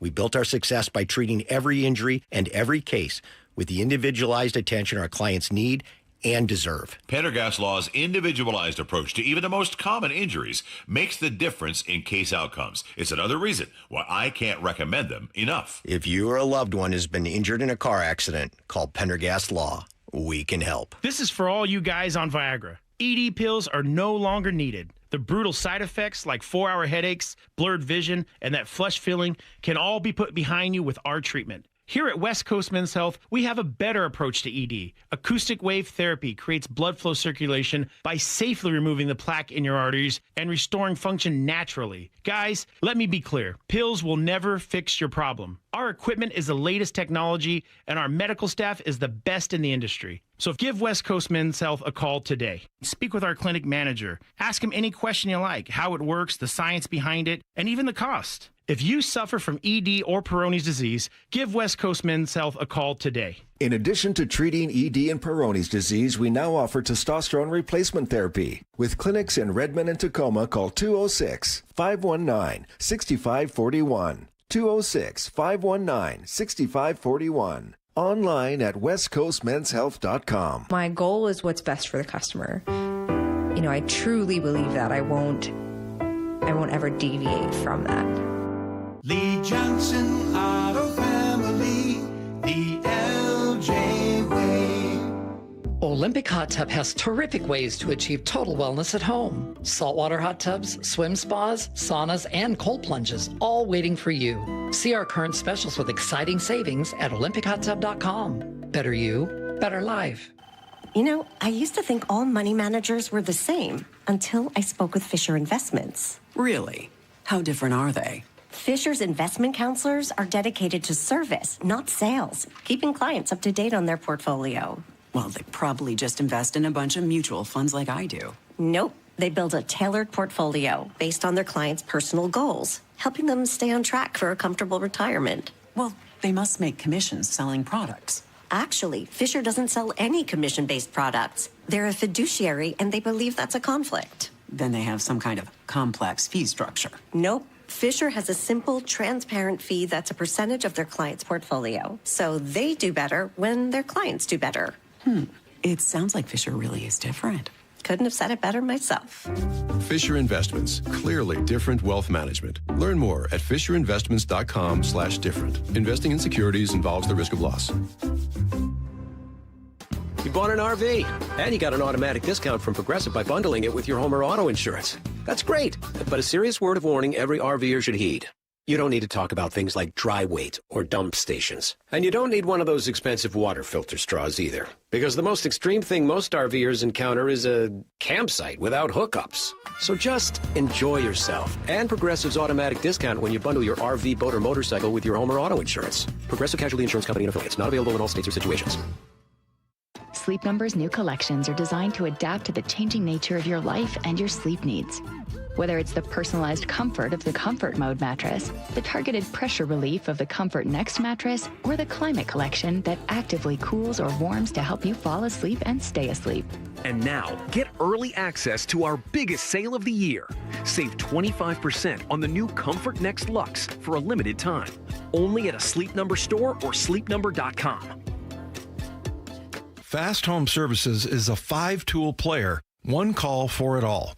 Water heaters, plumbing, heating, cooling, electrical. Dave Wyman here, and the same Seattle company that's handled your hot water since 1986 is now handling everything that keeps the house running. One number, one team. Home field advantage for your home. Call 1-800-THINK-FAST to book your free in-home estimate, or visit fasthomeservices.com for a virtual quote in seconds for water heaters, plumbing, HVAC, and electrical services.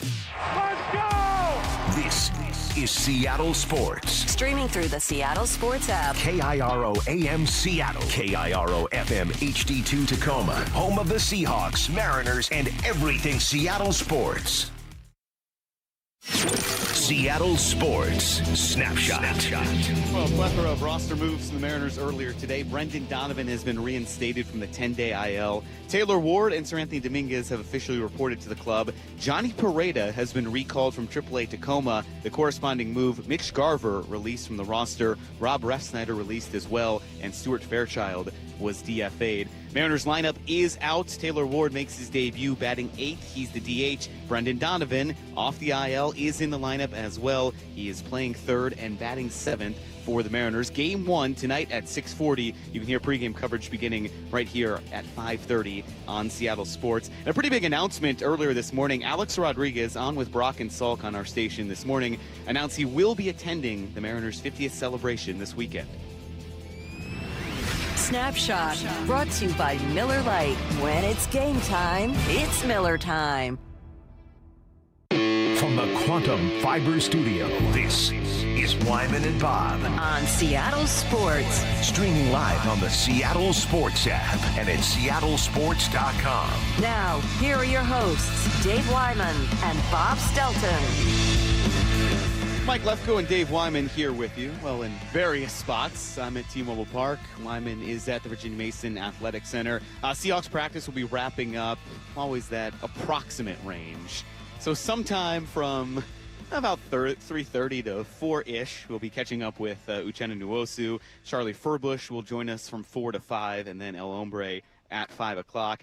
We do have the roster out, and because if you say one roster note, everyone then says, well, what's the rest of the roster look like? What's going on? What's the rest of the lineup look like? So the lineup is out with Taylor Ward in it, but here is the full lineup for the Mariners. Cole Young, who has been so good in that leadoff spot, he stays there. He stays batting leadoff, playing second. I think that was the thing everyone was kind of wondering about. Well, look, do you mess with Cole Young because he's been so good in the leadoff spot? Brendan Donovan has been a leadoff guy, as has Taylor Ward, but they are batting 7th and 8th. So Cole Young, the leadoff man tonight. Randy Arozarena is batting 2nd, Canzone 3rd, Julio 4th, Josh Naylor 5th, Cal Raleigh 6th, then Donovan, Taylor Ward, and Colt Emerson. And that's the lineup tonight for the Mariners in Game 1 of the series against the Tigers.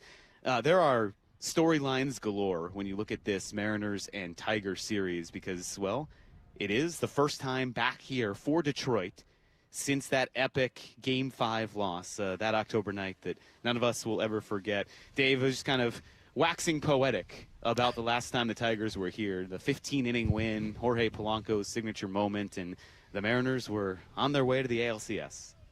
Yeah, I was on a bus on the way to the hotel in Jacksonville. I was so frustrated. I actually did get to, I was listening to the game on the app and everything, but on the bus ride, and it was the longest bus ride ever. I was so pissed off because I'm like, oh my God, I'm going to miss this. So we ended up getting in the hotel and got to watch the end of it. But yeah, that was just amazing. It was like, how long is this thing going to go on? And, just high drama. And I can imagine being there. I know that John Paul Morosi was saying that Bob was punching him in the arm, and he was sore the next day and all that. But yeah, really exciting scene there. Well, you know who the winning pitcher was in that game? Luis Castillo. Castillo, that's right. An inning and a third in relief. A scoreless inning and a third. He got the win there after that walk-off. And I remember the celebration. So we were down there in the clubhouse, and they'd celebrated out on the field for a while. Then they had all the staging set up in the clubhouse itself where everything's ready to spray the champagne and the beers, everything. So all those players are coming up the stairs, and there are so many cameras in there. Luis Castillo sees all the cameras and he sees the celebration. He kind of skips up the stairs, hits his signature rock pose, holds it for an extra couple of seconds, yells, "Let's go, baby," and then runs into the clubhouse. So I think that'll be my lasting memory of Luis Castillo after that game. Quite a cool moment there. Yeah. No, I mean, he was one of those guys that you every once in a while you'd get a little bit frustrated with, but because they were paying him more than anybody else, but mainly because, we have all these young arms that haven't gotten to, arbitration and, to the big money. And, every once in a while he would, give up a couple home runs or have a bad night. But, man, he always had, the first performance of the year, this year against the Yankees. It was phenomenal. So, yeah, I mean, he was somebody I think we kind of took for granted as well. So, but the one thing we did find out about him, Mike, was that his teammates loved him. Mm-hmm. Absolutely loved him. So, and I think that's maybe that was probably a pretty sad farewell there to send him off. But, I just think it's going to be really good for this rotation, even though they're not the problem. Yeah, so we heard from Justin Hollander about that. You guys interviewed him yesterday. Wide-ranging conversation, a lot of good stuff in there. There were a couple of big takeaways from that, Dave, and I think one of them was the fact that normally, and this was something that Jeff Passan addressed with Brock and Salk this morning as well, is that normally a team that is 3 games under 500 is not a buyer. They don't have aspirations of winning the division or contending for a playoff spot, but because of where the Mariners are, because of this AL West, that fortunately it has come down around them. The Astros and Rangers both lost last night, so no one's by any means running away with it. The Mariners are still tied for second with the Rangers. They're just 2.5 games back of the Astros. That kind of dictated the move to say, yeah, we believe in this team. We are going to support this team and believe that they can still make a run. And that was Justin Hollander telling you guys yesterday. He expressed his confidence in the Mariners being able to win the AL West. We have a chance to win the division. I agree. I do think we're the most talented team. We have a responsibility to our fans, to our partners. Our community embraces the Mariners. And when you have a chance to win, I think, the normal resting position when you're 3 games under 500 this deep into the season is probably not to buy. But we're in a good spot still. We can go win the division. Once you get into the playoffs, anything can happen. Yeah, he's right. And, when you look at the standings, Mike, they're the only team in the AL West that has a positive run differential. And, it kind of that kind of stands out, that stat. That's, it's not much. It's +3. But, I mean, you look at, the A's are -154. Right. Texas Rangers -40. And then, at the deadline, first of all, Houston, their pitching sucks.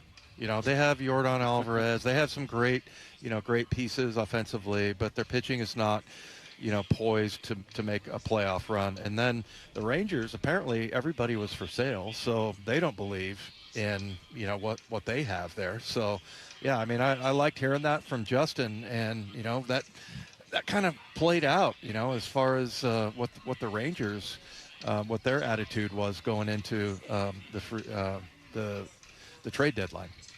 Yeah, I think with the Rangers, the issue might be that you kind of know what you had. I mean, they still are a team that's going to be there. They're pesky. They're going to hang around. But they didn't have, almost in a way, the benefit of saying, well, look, what can we be when we get all these guys back from injury?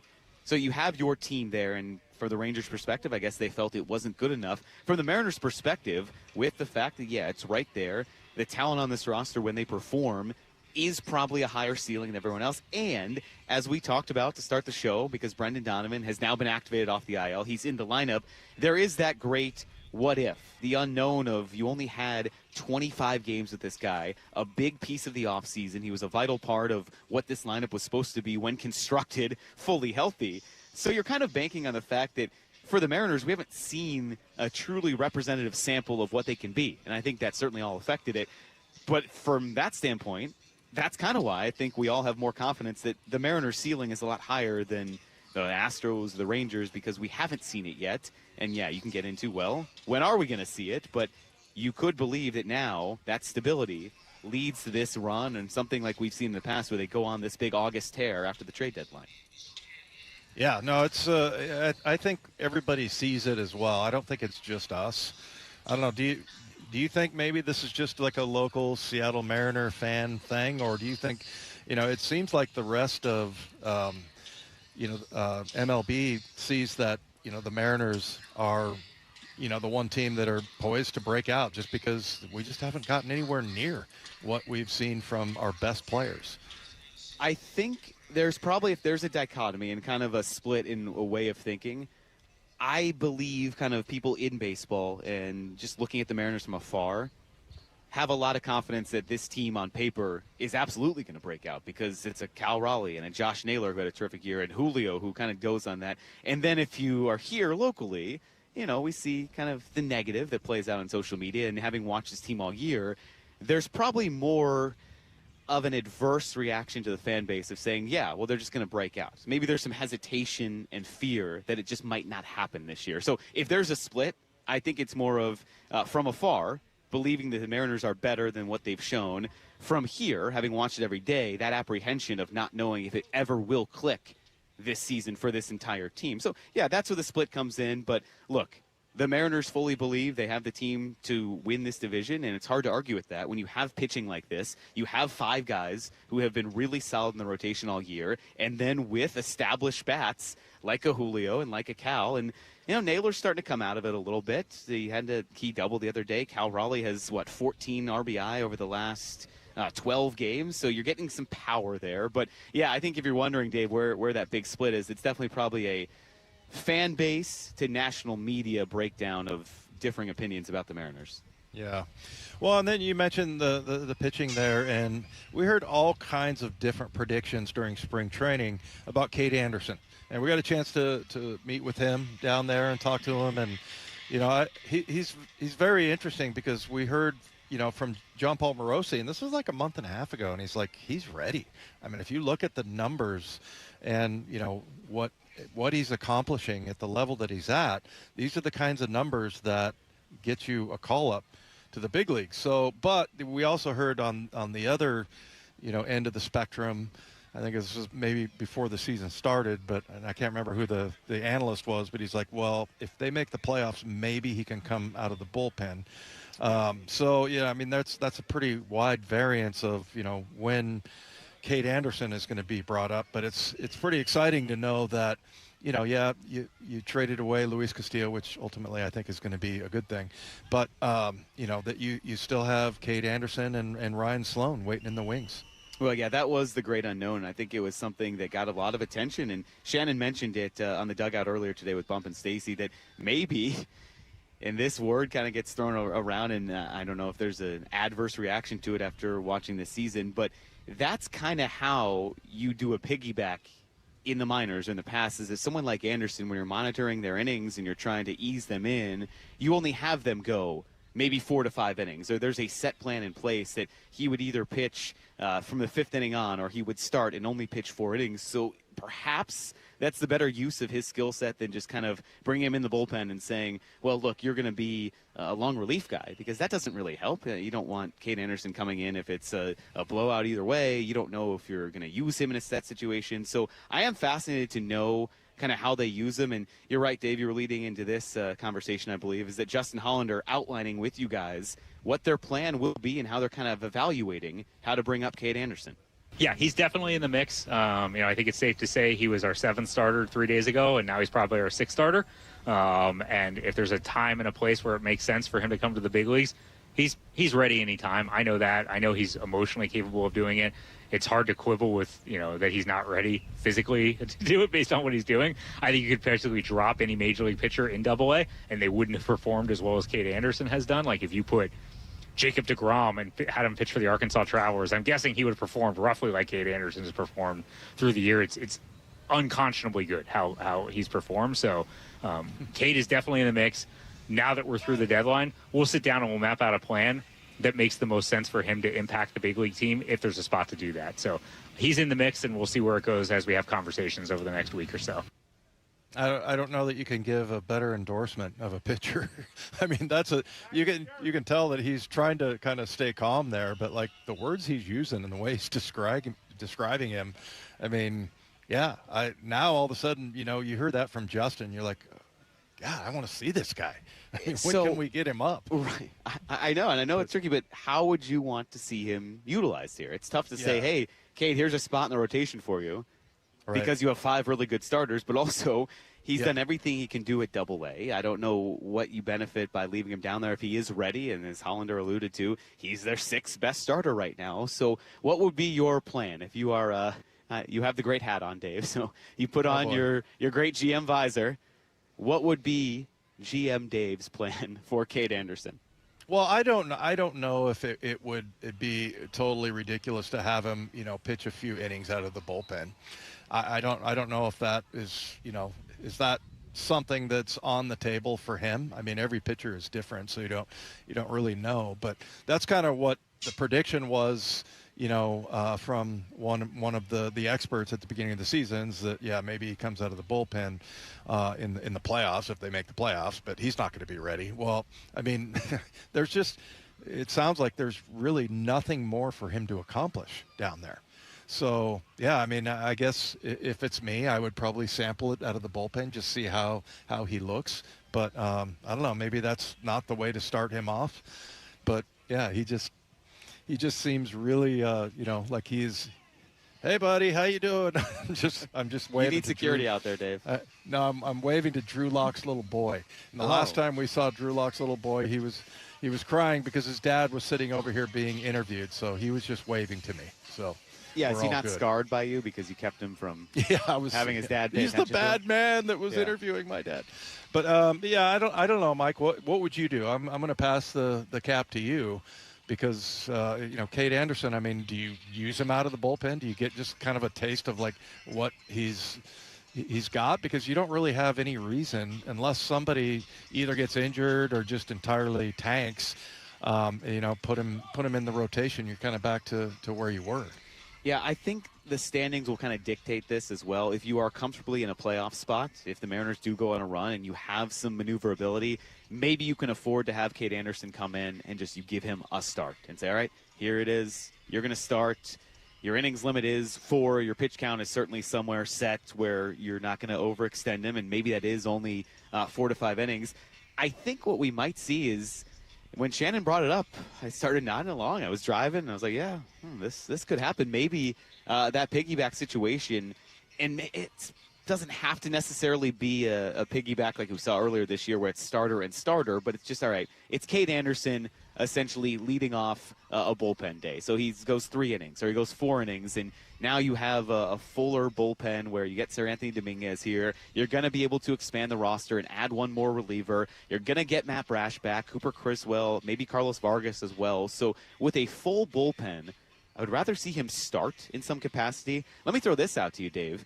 Emerson Hancock is going to surpass his innings limit. Not his limit, his innings high. So by the time this season and hopefully postseason is done, Hancock will have way surpassed what he has ever pitched in a professional career. Maybe you skip a start for Hancock coming up because we don't know how he's going to fare down the stretch. I know all these pitchers, they went to the max last year because the Mariners have played further into a season than they ever have been.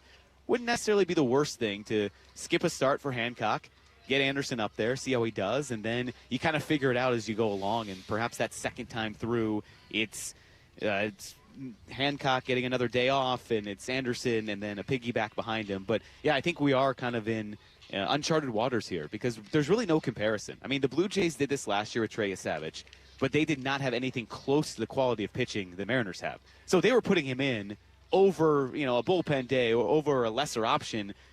Cade Anderson's really good, but I don't know if you can say right now he is a better major league pitcher than any of the 5 in the Mariners rotation. And that becomes the issue, right? Because then again, you're kind of messing with the order and the stability that we just talked about with, hey, these 5 guys, they're going to be pitching. But I think he's too much of a weapon to not bring up and not try to utilize at some point. Yeah, no, you're right. I like your idea. But there's no good way to do it. Well, I think that's a good way. What you just described. I mean, Emerson Hancock exceeding, his innings, and you get him out there for just, But what if he goes out there and lights it up? Then, it's like, oh, okay, he is for real. And what do we do now? So maybe you're back to that same situation that you had before. But yeah. I mean, I know there's a lot of Mariner fans probably sitting there going, why are they even talking about the pitching is not the problem, right? I mean, we have kind of talked about the whole pitching situation as if it's some big drama and everything, but like Ryan Healy said, it's an excess of talent is what we have, and I don't think he put it exactly that way, but that's basically what you have. So yeah, it's not a big problem. I mean, it's like, how do we fit this guy in? But it is interesting that we're complaining about that when we have one of the worst offenses. No, it's not Major League complaining. Baseball. It's a good discussion because it's a team that is built with its pitching. We know that. So you double down on your strength, and you're going to win games that are dominant by your pitching staff. It's going to be a primarily starter-led kind of situation, and the issue. The offense was the issue as well, but the issue against the Rangers, go back to that road series, the rotation.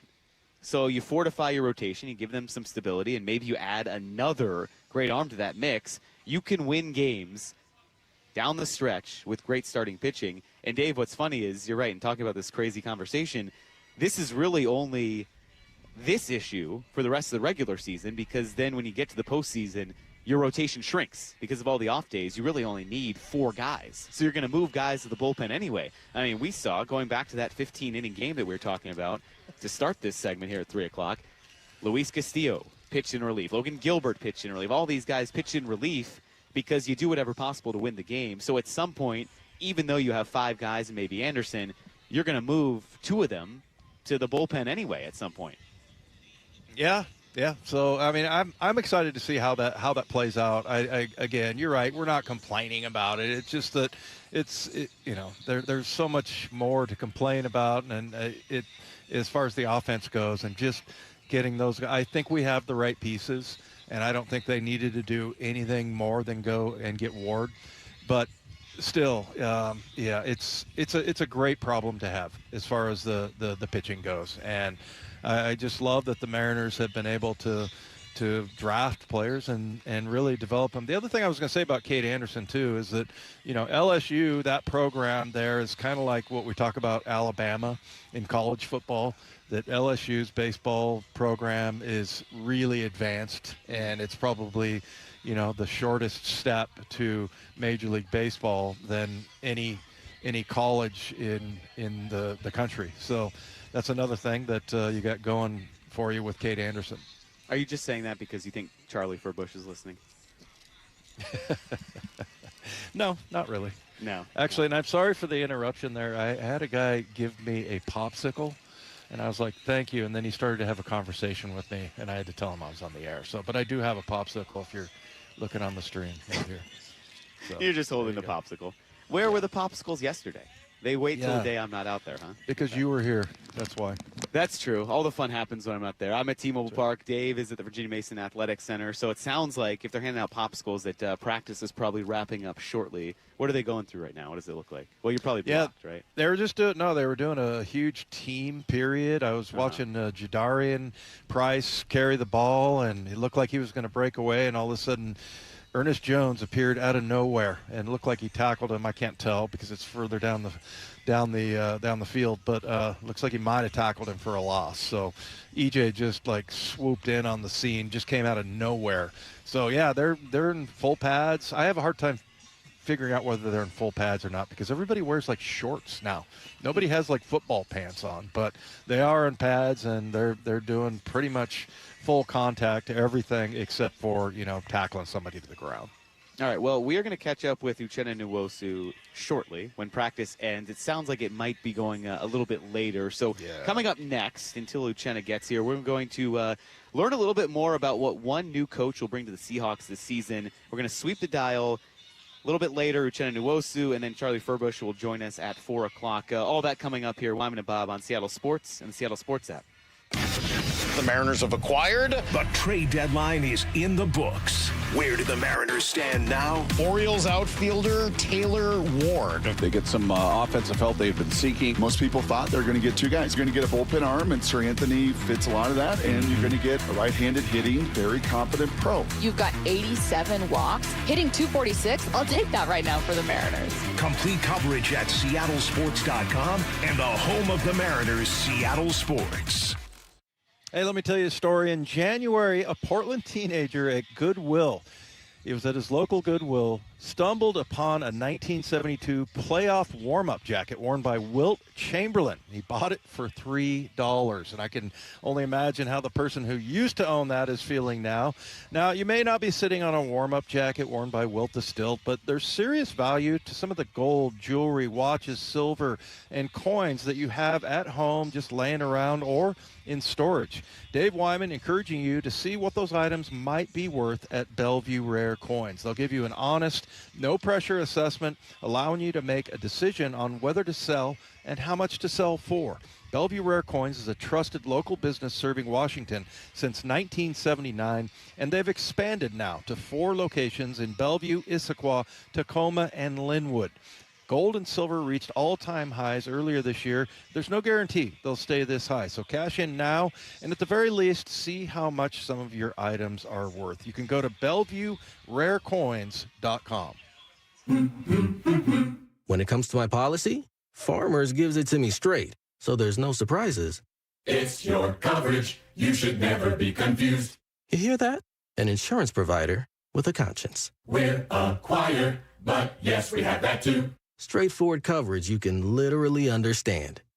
That's what you get when you have Farmers. Bum, ba, bum, bum, bum, bum. Learn more at farmers.com. Underwritten by Farmers Truck or Fire Insurance Exchanges or Affiliate. Products not available in every state. Santana Oneness Tour 2026. The power, the energy. Come celebrate your favorite hits from Woodstock to Supernatural and beyond. With very special guest, the Doobie Brothers. This Thursday, White River Amphitheater. On sale now at livenation.com. Santana and Doobie Brothers. Oneness Tour 2026. The Boeing Classic welcomes the world's greatest golf legends to the Pacific Northwest, August 14th through the 16th at the club at Snoqualmie Ridge. Watch Masters champions and Golf Hall of Famers compete for a $2.3 million purse at the only PGA Tour champion stop in the region. Bring the whole family and make sure to check out the Seahawks Village, packed with fun for all ages. Tickets start at just $20 and kids get in free. Visit BoeingClassic.com to get yours today. Paddle your way to a salmon run surprise of $100,000 in cash. Win your share with hourly drawings from 6 p.m. till midnight every Saturday in August. It's a King's Cash cascade of prizes that just keeps on growing, cresting at a $15,000 finale on August 29th. Dive into all the freshwater fun with one free daily entry. Don't forget, your Reef Rewards card can save you up to 35 cents per gallon at Lummi Bay Market next to Silver Reef. Silver Reef Casino Resort, located off I-5 exit 260. 1-877 Cars for Kids. K-A-R-S Cars for Kids. 1-877 Cars for Kids. Donate your car today. Call 877-CARS-FOR-KIDS to reach a friendly live agent. Donation is super easy, and your car can be picked up as soon as tomorrow. Call us now or go to carsforkids.org. 7 Cars for Kids. Donate your car today. Did you know you can donate real estate too? The champs are back. Really excited to get going. Nobody covers Seahawks training camp like the home of your Super Bowl champions, Seattle Sports. And Doug. Limu and I created a trick to help you remember that you can customize your car insurance and save with Liberty Mutual. You see, the shirts Limu and I wear are yellow, and yellow is the color of lemons. And lemons grow on trees, and trees provide oxygen. And oxygen helps us breathe, and breathing is how you live. And you can live more life when you save money by customizing your car insurance. I agree, Limu. It's really quite simple. Only pay for what you need at libertymutual.com. Liberty, liberty, liberty, liberty. At University of Maryland Global Campus, we know you're no stranger to setting big goals, whether in school, at work, or in life. And you're ready for more. At UMGC, we offer the skills-based education you need to move your career forward. Learn how to apply AI, data science, and other emerging tech. Plus, gain skills in leadership and critical thinking. You've come far. Succeed again. Apply now and save with no application fee. Classes start August 12th. Learn more at umgc.edu. Certified to operate in Virginia by Chev. Guys, did you know your testosterone affects everything in your system, including how you feel and perform every day? Right now, Revive Men's Health Seattle will check your testosterone for free. Knowing your T levels is the first step in understanding if you have low T. Your testosterone level impacts your energy, libido, sleep, weight, hair loss, mood, and even ED.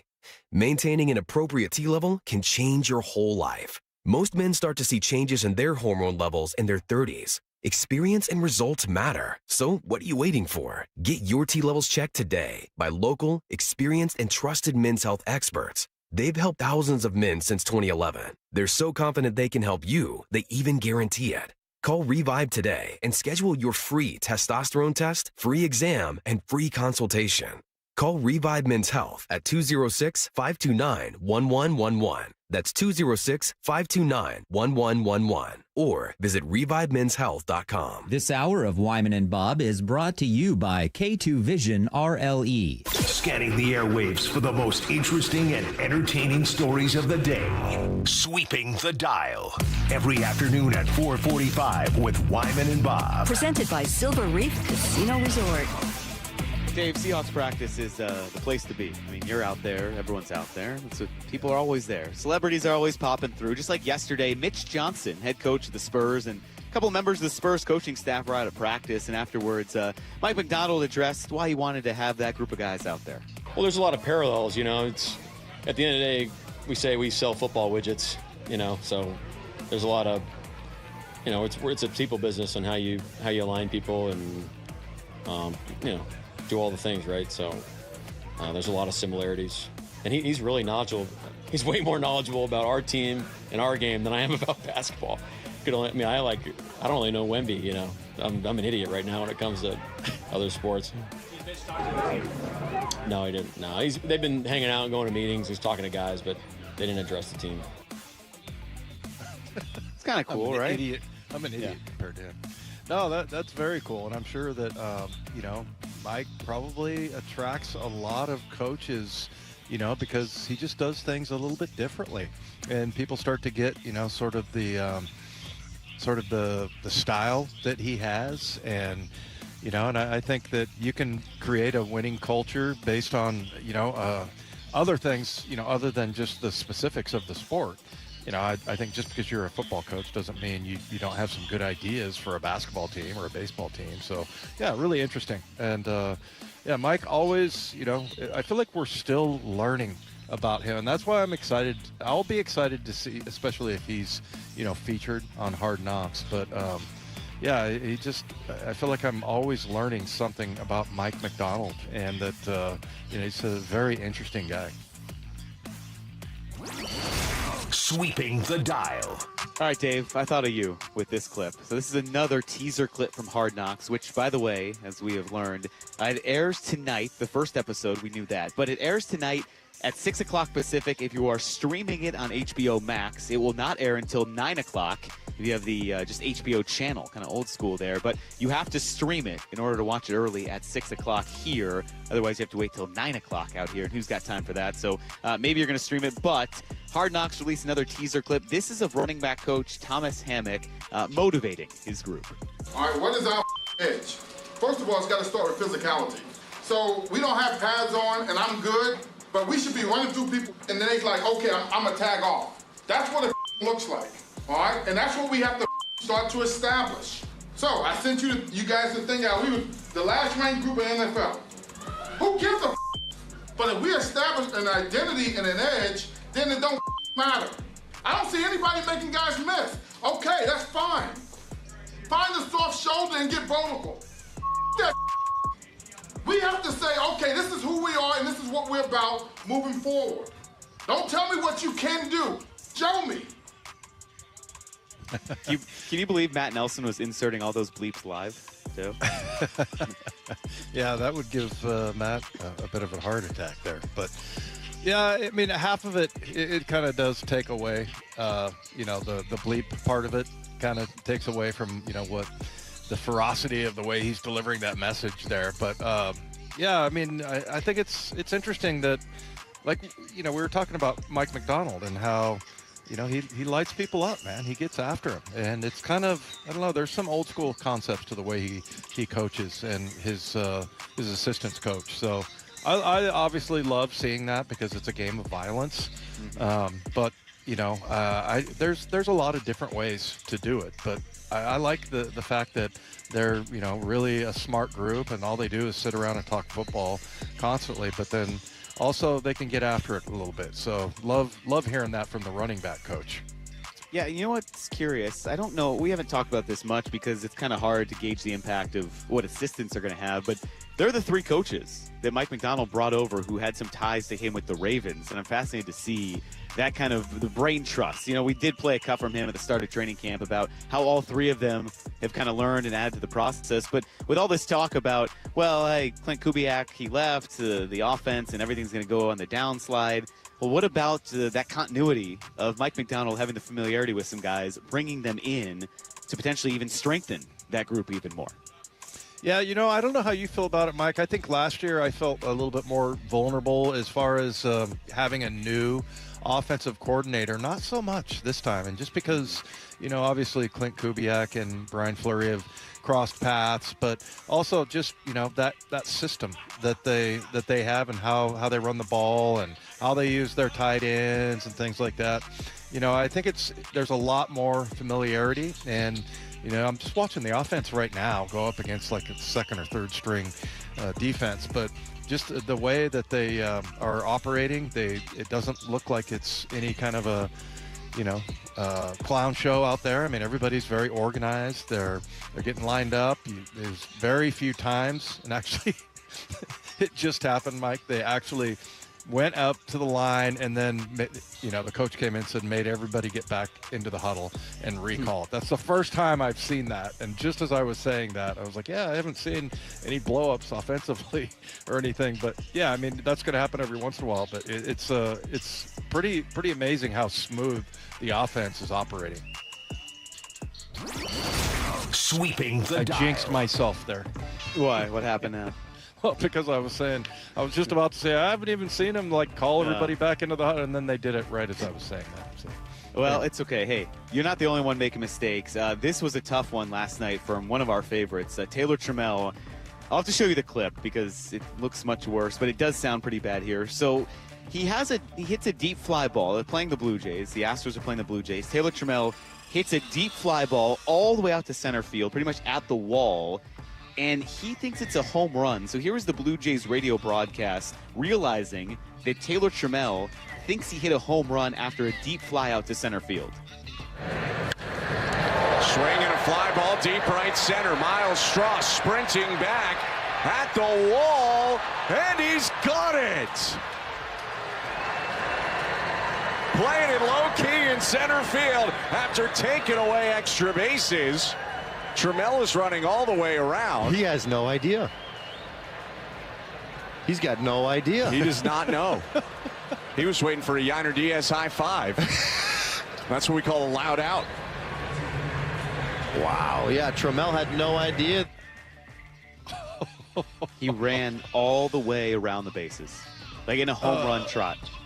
Okay, I'm going to have to look that one up. Yeah. At what point did it finally dawn on him? Not until he crossed home plate. And I think he probably saw the Astros dugout looking at him appalled. Like, what are you doing? That's got to be embarrassing. I feel bad for our guy. You know, we love Taylor Trammell. We loved him when he was on the Mariners. Well, yeah, he was the nicest guy in the world. Just an awesome, always happy. Oh, that's a rookie move right there.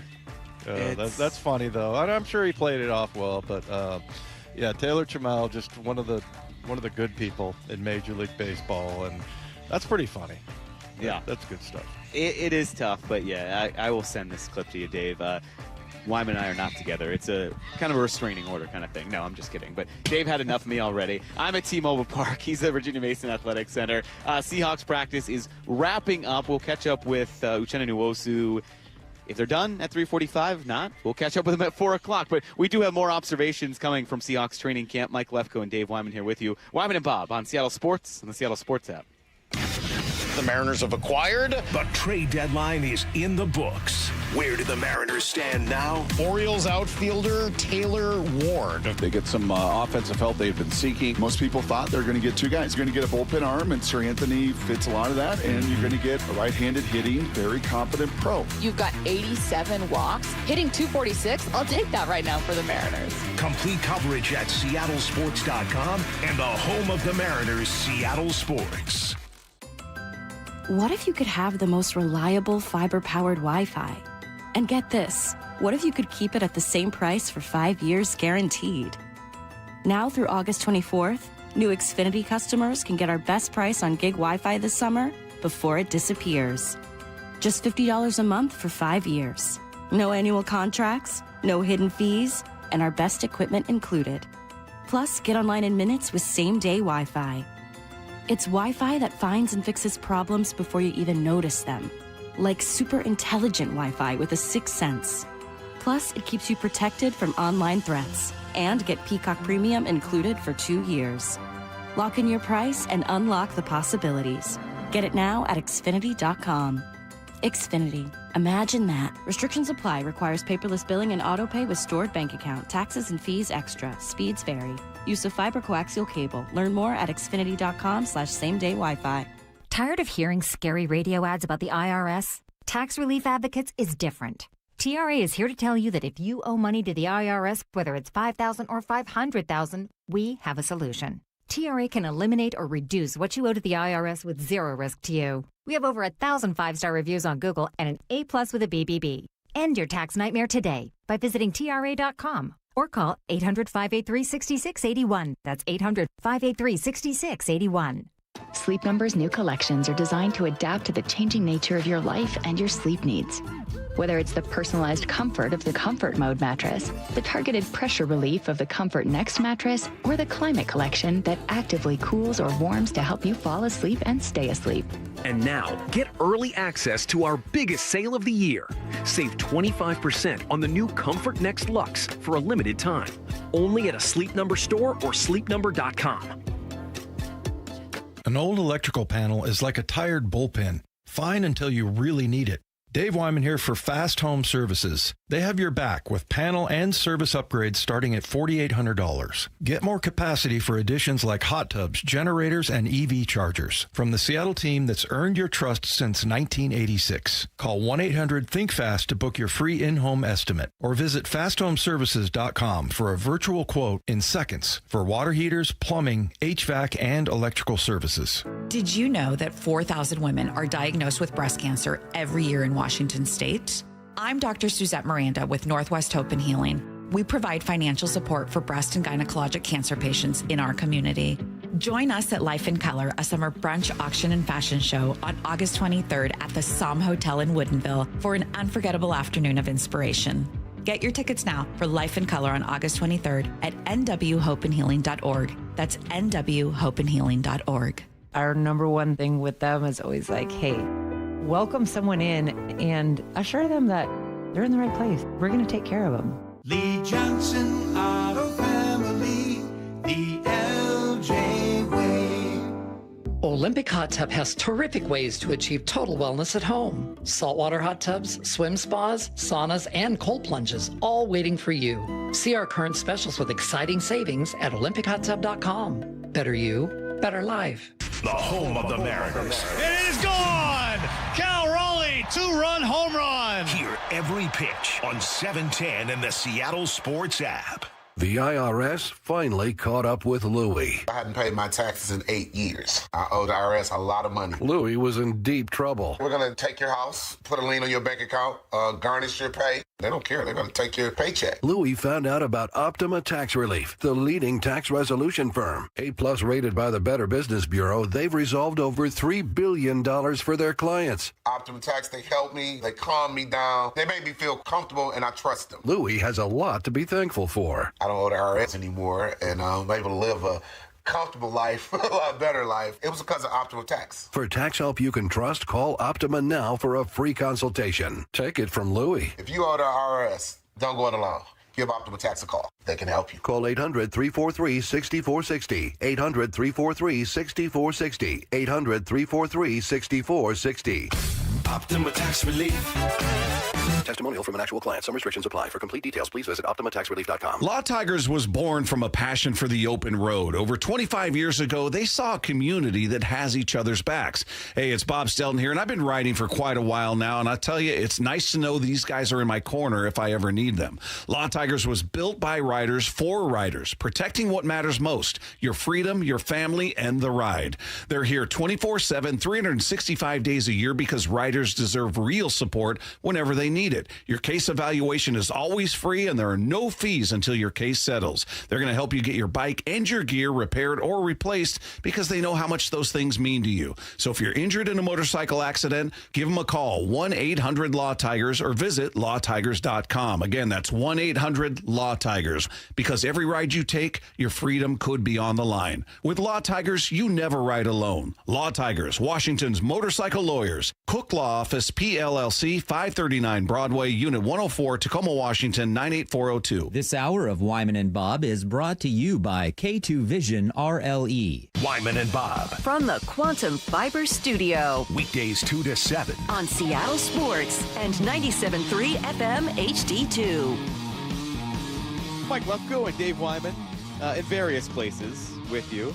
T-Mobile Park and the Virginia Mason Athletic Center. Dave, this is becoming kind of our signature. We should patent this. We should call it something. I don't know. The split. That way we don't have to be in the same room with each other. Yeah, exactly. And if we just get it sponsored, we call it something, we never have to be in the same room as each other. I know that Matt Nelson appreciates us not being there. Yeah, he has a room by himself as well. You're right. Because he doesn't really like people. So. I love that I can now avoid you two in stereo. It's two whole places I can be thrilled that I'm not at. Yeah, the one thing is I can still annoy you by not having my headphones on and, coming back like 12 times, texted during the break. Yeah, what a jerk I am for wanting a talk show host to host his talk show. I didn't say you were a jerk. He was just eating his popsicle. I noticed you don't have that anymore, Dave. Were you able to scarf that down? What's the that? popsicle. Were you able to scarf down that popsicle? Well, it's gone. Yeah, it's been consumed. It's just gone. A couple questions for you, Dave, while we're waiting for practice to wrap up. I think we might get Uchenna Nwosu around 4 o'clock. We're going to talk to Charlie Furbush at 4:30. He'll take us into 5, El Hombre. So a lot happening until we turn you over to Mariners pregame at 5:30. But when you look out there at the Seahawks team that you're watching wrap up practice, are there any kind of true position battles? I mean, is there anything at stake right now outside of just, maintaining your edge and being sharp and starting the season on a strong note? Are there any position battles that you can think of? Yeah, I mean, I think Tyrese Knight would like to get his job back on the inside, and I think him and Drake Thomas looks really quick, but, Tyrese Knight, I'll just say this for an off-the-ball linebacker, he's very unorthodox. Like, he is just the way that he plays, there's lots of times where it doesn't look like he's necessarily getting off on the snap, and, sometimes his technique, sometimes he plays kind of high, but he seems to sniff out the ball. But, I would say the same thing about Drake Thomas, and Drake is really quick and looks, maybe it's because he's wearing number 32 now instead of 42, like a running back number, which is very weird for a linebacker, but I think it was his dad's jersey number, so it meant something to him, so he changed it. But, yeah, I mean, that might be one where, like I said, Tyrese Knight would like to get a little bit more playing time. And then, of course, playing right guard is Anthony Bradford, who, has looked really good out here. And, and somebody was talking about how I was mentioning how they were hitting the sled and how he was hitting the sled around and how he just like kind of bats any of the blocking dummies and everything like a cat just playing with a roll of yarn. And, and they were like, well, what about when the person's moving and this and that? And I'm like, yeah, I get that. Trust me. I played for 9 years, and I've been following this team for like 25. I get that it's better when you're going up against a defensive tackle like Leonard Williams. But it's just a sign of like how powerful he is, and if he can just, kind of turn that into not only, be a powerful player, but also a guy that, is really dialed in. That's really all he needs. If he just would concentrate a little bit harder and maybe only have 3 of those plays per game that we all talk about and sometimes laugh at, instead of 5, that would be a vast improvement. So, yeah, I mean, I think those are a couple of the battles there. And then, of course, out the cornerback position out on the outside across from Job. Who's going to be the other guy? It's going to be Nehemiah Pritchett. There's a bunch of different corners, Igbenogany that they have out there that look, pretty good. But we'll see how that plays out, because I really, in my mind especially, don't want Witherspoon playing on the outside, because I think it's a waste. You put him on the outside, they throw away from him, or they run a play away from him. But if he's he's no good. But if he's in the box and he's around all the action, that's where he needs to be. Yeah, I was going to ask you about that. For me, that outside corner spot is fascinating, because it kind of felt like maybe was the plan for Julian Neal to try to press for that and maybe push for that spot. And now with his injury, which, what is that, by the way? I mentioned it to you yesterday. I was like, I don't know what he had, but he's been over kind of not practicing. Yeah. But yeah, whatever that's I don't know exactly what it was. But yeah, I don't know exactly what it was, but I know that I was like right there when he came off the field, and he was kind of holding like his upper right thigh. It didn't look like it was groin. It was more in front. So I don't know. The old lower body injury, Dave. Okay. Yeah, there you go. Yeah, if you're in hockey, that's what you'd say, lower body. All right, yeah, so lower body injury. Yeah, but I mean, he was a guy that was in the running for that. We'll see what happens in his health, but yeah, that could be an interesting one there. But yeah, those are probably the 3 as far as like the top priority goes: guard, inside backer, not in that order necessarily, and then the cornerback battle.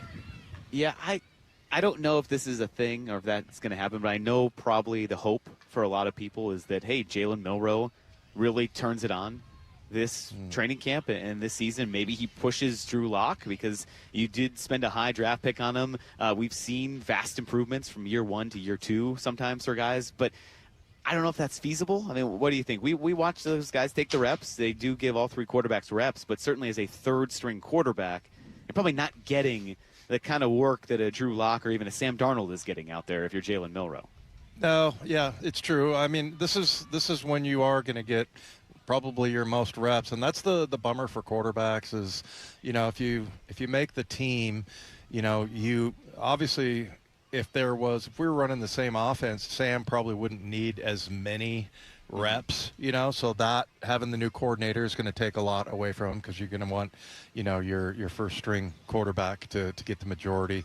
And then, once you get into the season, you're typically like the scout team quarterback, and you don't really get to work on anything. So this is big for Jalen Milroe, and I've seen him a fair amount out here. Like, I was just watching him run the offense, and yeah, he does a pretty good job. He's looked better and better each time, but yeah, that's a tough backup quarterback, man. That is a tough position to play, man. You got to be ready at all times, and you have to know the plan going into every game, because the quarterbacks are always getting hurt. So yeah, but you don't get any of the reps during the week of practice, so it just makes it one of the tougher positions in the NFL to make the team. Yeah, so it's a good problem to have, right? We keep talking about good problems to have. For the Seahawks, certainly not having a lot of position battles, and maybe you're just kind of hoping someone like Jalen Milroe can push Drew Lock, or that You get a stronger version of Anthony Bradford because maybe he sees that they drafted a guy in Bo Stevens who eventually they think could be a replacement, or you don't have a certainty at that other outside cornerback spot if you don't put Witherspoon out there. So no major problems, good little first world problems to have if you're the Seahawks. Champagne problems, they call it, Dave, because they pop champagne, they won the Super Bowl, and you're dealing with kind of minor things that come along with it. I'll tell you what, this is good timing, though, Mike, because it's, about 5 minutes before the hour. And, if we go to break here, I'm thinking Uchenna, I don't see him just yet, but maybe it'd be good timing if on the other side of the break we had him. You want to go to break at our normal break time? Okay, perfect. Well, it's whatever you want to do, Mike. You run the show. I have no idea what you're doing over there, but go ahead. I never know what he's doing back there. It's a good call, though, Dave. I think we should have Uchenna. It sounds like they're done, right? They are done with practice? Yep. They've been done for about 10 minutes, and now everybody's just mulling around talking to people, and so it should time out well for us. Okay. When all the mulling is over, Uchenna Nwosu will join us next year on Wyman and Bob, Seattle Sports, and the Seattle Sports app. The champs are back. So great. Weather's awesome. Guys are in good spirits. The home of the Seahawks, Seattle Sports, has your sideline pass every day with Bump and Stacy live from the VMAC from 10 to 2. We're going to be able to take in practice all week long. Then Wyman and Bob from 2 o'clock all the way up to Mariners pregame at 6. Byron Murphy is with us. How are you, man? Putting in the work every day, The very latest news, insight, and exclusive analysis at seattlesports.com. August is always a time of excitement because football is back, but anyone that watches practice or preseason games knows how much work needs to be done before the season starts. So if you're feeling that same way about your home project, Harley Exteriors wants to help you get a head start on making sure your home is ready for fall football nights. $500 off each window, $750 off patio and entry doors, and $200 off your final project. If you just spend a few minutes with the folks at Harley Exteriors during your free estimate, you'll realize that you have a lot in common. They love our local teams, they're good at what they do, and they'll take care of your home for you. So use Harley Exteriors to complete your home project this month and receive 12 or 18-month promotional financing. You can get a hold of them by calling 833-HARLEY, that's HARLEY, or go to harleyexteriors.com. Qualified buyers only. Subject to credit approval and lender terms. Minimum purchase of 4 qualifying windows required. Windows must be 36 by 36 inches or larger. No size minimum on patio or entry doors. Financing subject to approved credit. Offers cannot be combined with other promotions. Offer expires August 31st, 2026. Hey, Mike Salk here for Snoqualmie Casino and Hotel. And not all getaways are going to earn 4 diamonds, but you can experience the 4 Diamond Snoqualmie Casino and Hotel, where the breathtaking views, elevated dining, and world-class gaming and entertainment make the perfect escape. Also, check out upcoming shows. You got 80s pop sensation Taylor Dane on September 6th, or local rock legends Queensryche on October 10th. Tickets at snocasino.com. You can elevate your next getaway. That's 4 Diamond and Seattle's closest Snoqualmie Casino and Hotel. Please game responsibly. Big Trees is Washington's premier tree sales and transplant company. With over 30 years of experience, Big Trees provides trees of all sizes for residential and commercial projects. Our 30-acre nursery features thousands of trees and hundreds of varieties that thrive in our Pacific Northwest climate. For hours, directions, and to see our wide selection of trees, visit BigTreeSupply.com. Beauty, privacy, instantly. Big Trees. At Farmers, our honesty is contagious. Wait, am I going to catch honesty? Well, when you're with Farmers, it's kind of inevitable. Well, how long does it take to... I lied to you when you asked if I knew what a deductible was. I don't know my dad's birthday, and I thought umbrella policies were for rainstorms. Actual rainstorms. I have it, don't I? You don't just have honesty. You have Farmers. Bum, ba, bum, bum, bum, bum. Learn more at farmers.com. Underwritten by Farmers Truck or Fire Insurance Exchanges or affiliate. Products not available in every state. Hey, you mind keeping it down up there, please? KeyBank will meet you in that I need new neighbors moment. Rick, it's your mortgage loan officer, Beth. I was in the neighborhood and wanted to let you know your home loan application's been approved. Beth, you're always there for me, and not a moment too soon. Are your neighbors bowling with grand pianos again? And apparently raising livestock? Ew. For every financial need, we'll meet you in the moment. KeyBank opens doors. Equal housing lender. NMLS number 399797. Feeling lucky? Don't miss the Lucky Fall Classic Collector Car Truck and Boat Auction, Saturday, August 29th at Tacoma's LeMay Marymount Event Center. Up to 200 collector, vintage, and classic vehicles, many going to the highest lucky bidder with absolutely no reserve. Get lucky, get local, and get in line. Visit luckyoldcar.com for a list and pictures of auction vehicles. Or call 206-467-6531 for bidding and consignment details. 2 years ago, my office launched a major media campaign to identify key witness to our client's bicycle accident, which we later settled for $10 million. Because when we accept a case, we don't rest until we do everything possible to improve our client's chance of recovery. We're one of only a few firms in the state with an in-house investigation team building our clients' cases. So when you hire Davis Law Group, you don't just get a dedicated and award-winning legal team. You get our commitment to better service and even better results. Request a free consultation today at 206-888-8888. Download to see if you qualify. Not all customers will qualify. Transfer fees may apply. No Albert subscription required. Albert is not a bank. Albert Instant Loans are issued by FinWise Bank, member FDIC. Not an actual client. Terms apply. Kylie, what's wrong? I just got hit with a car repair bill. I'm behind on rent, and I feel like I can never save any money. Have you tried the Albert app? Albert is your financial assistant, helping you find ways to save and create custom budgets to actually grow your money. Plus, you can get up to $10,000 for big expenses, or advance up to $1,000 fast when you need cash right away. Albert can get me up to $10,000? Exactly. Albert spots you in a pinch and helps you grow your money in the long run. I'm downloading Albert right now. Download the Albert app and use promo code GO to borrow up to $10,000 for whatever you need. The Albert app helps you budget better and save more money so you reach your financial goals faster. Download the Albert app right now and use promo code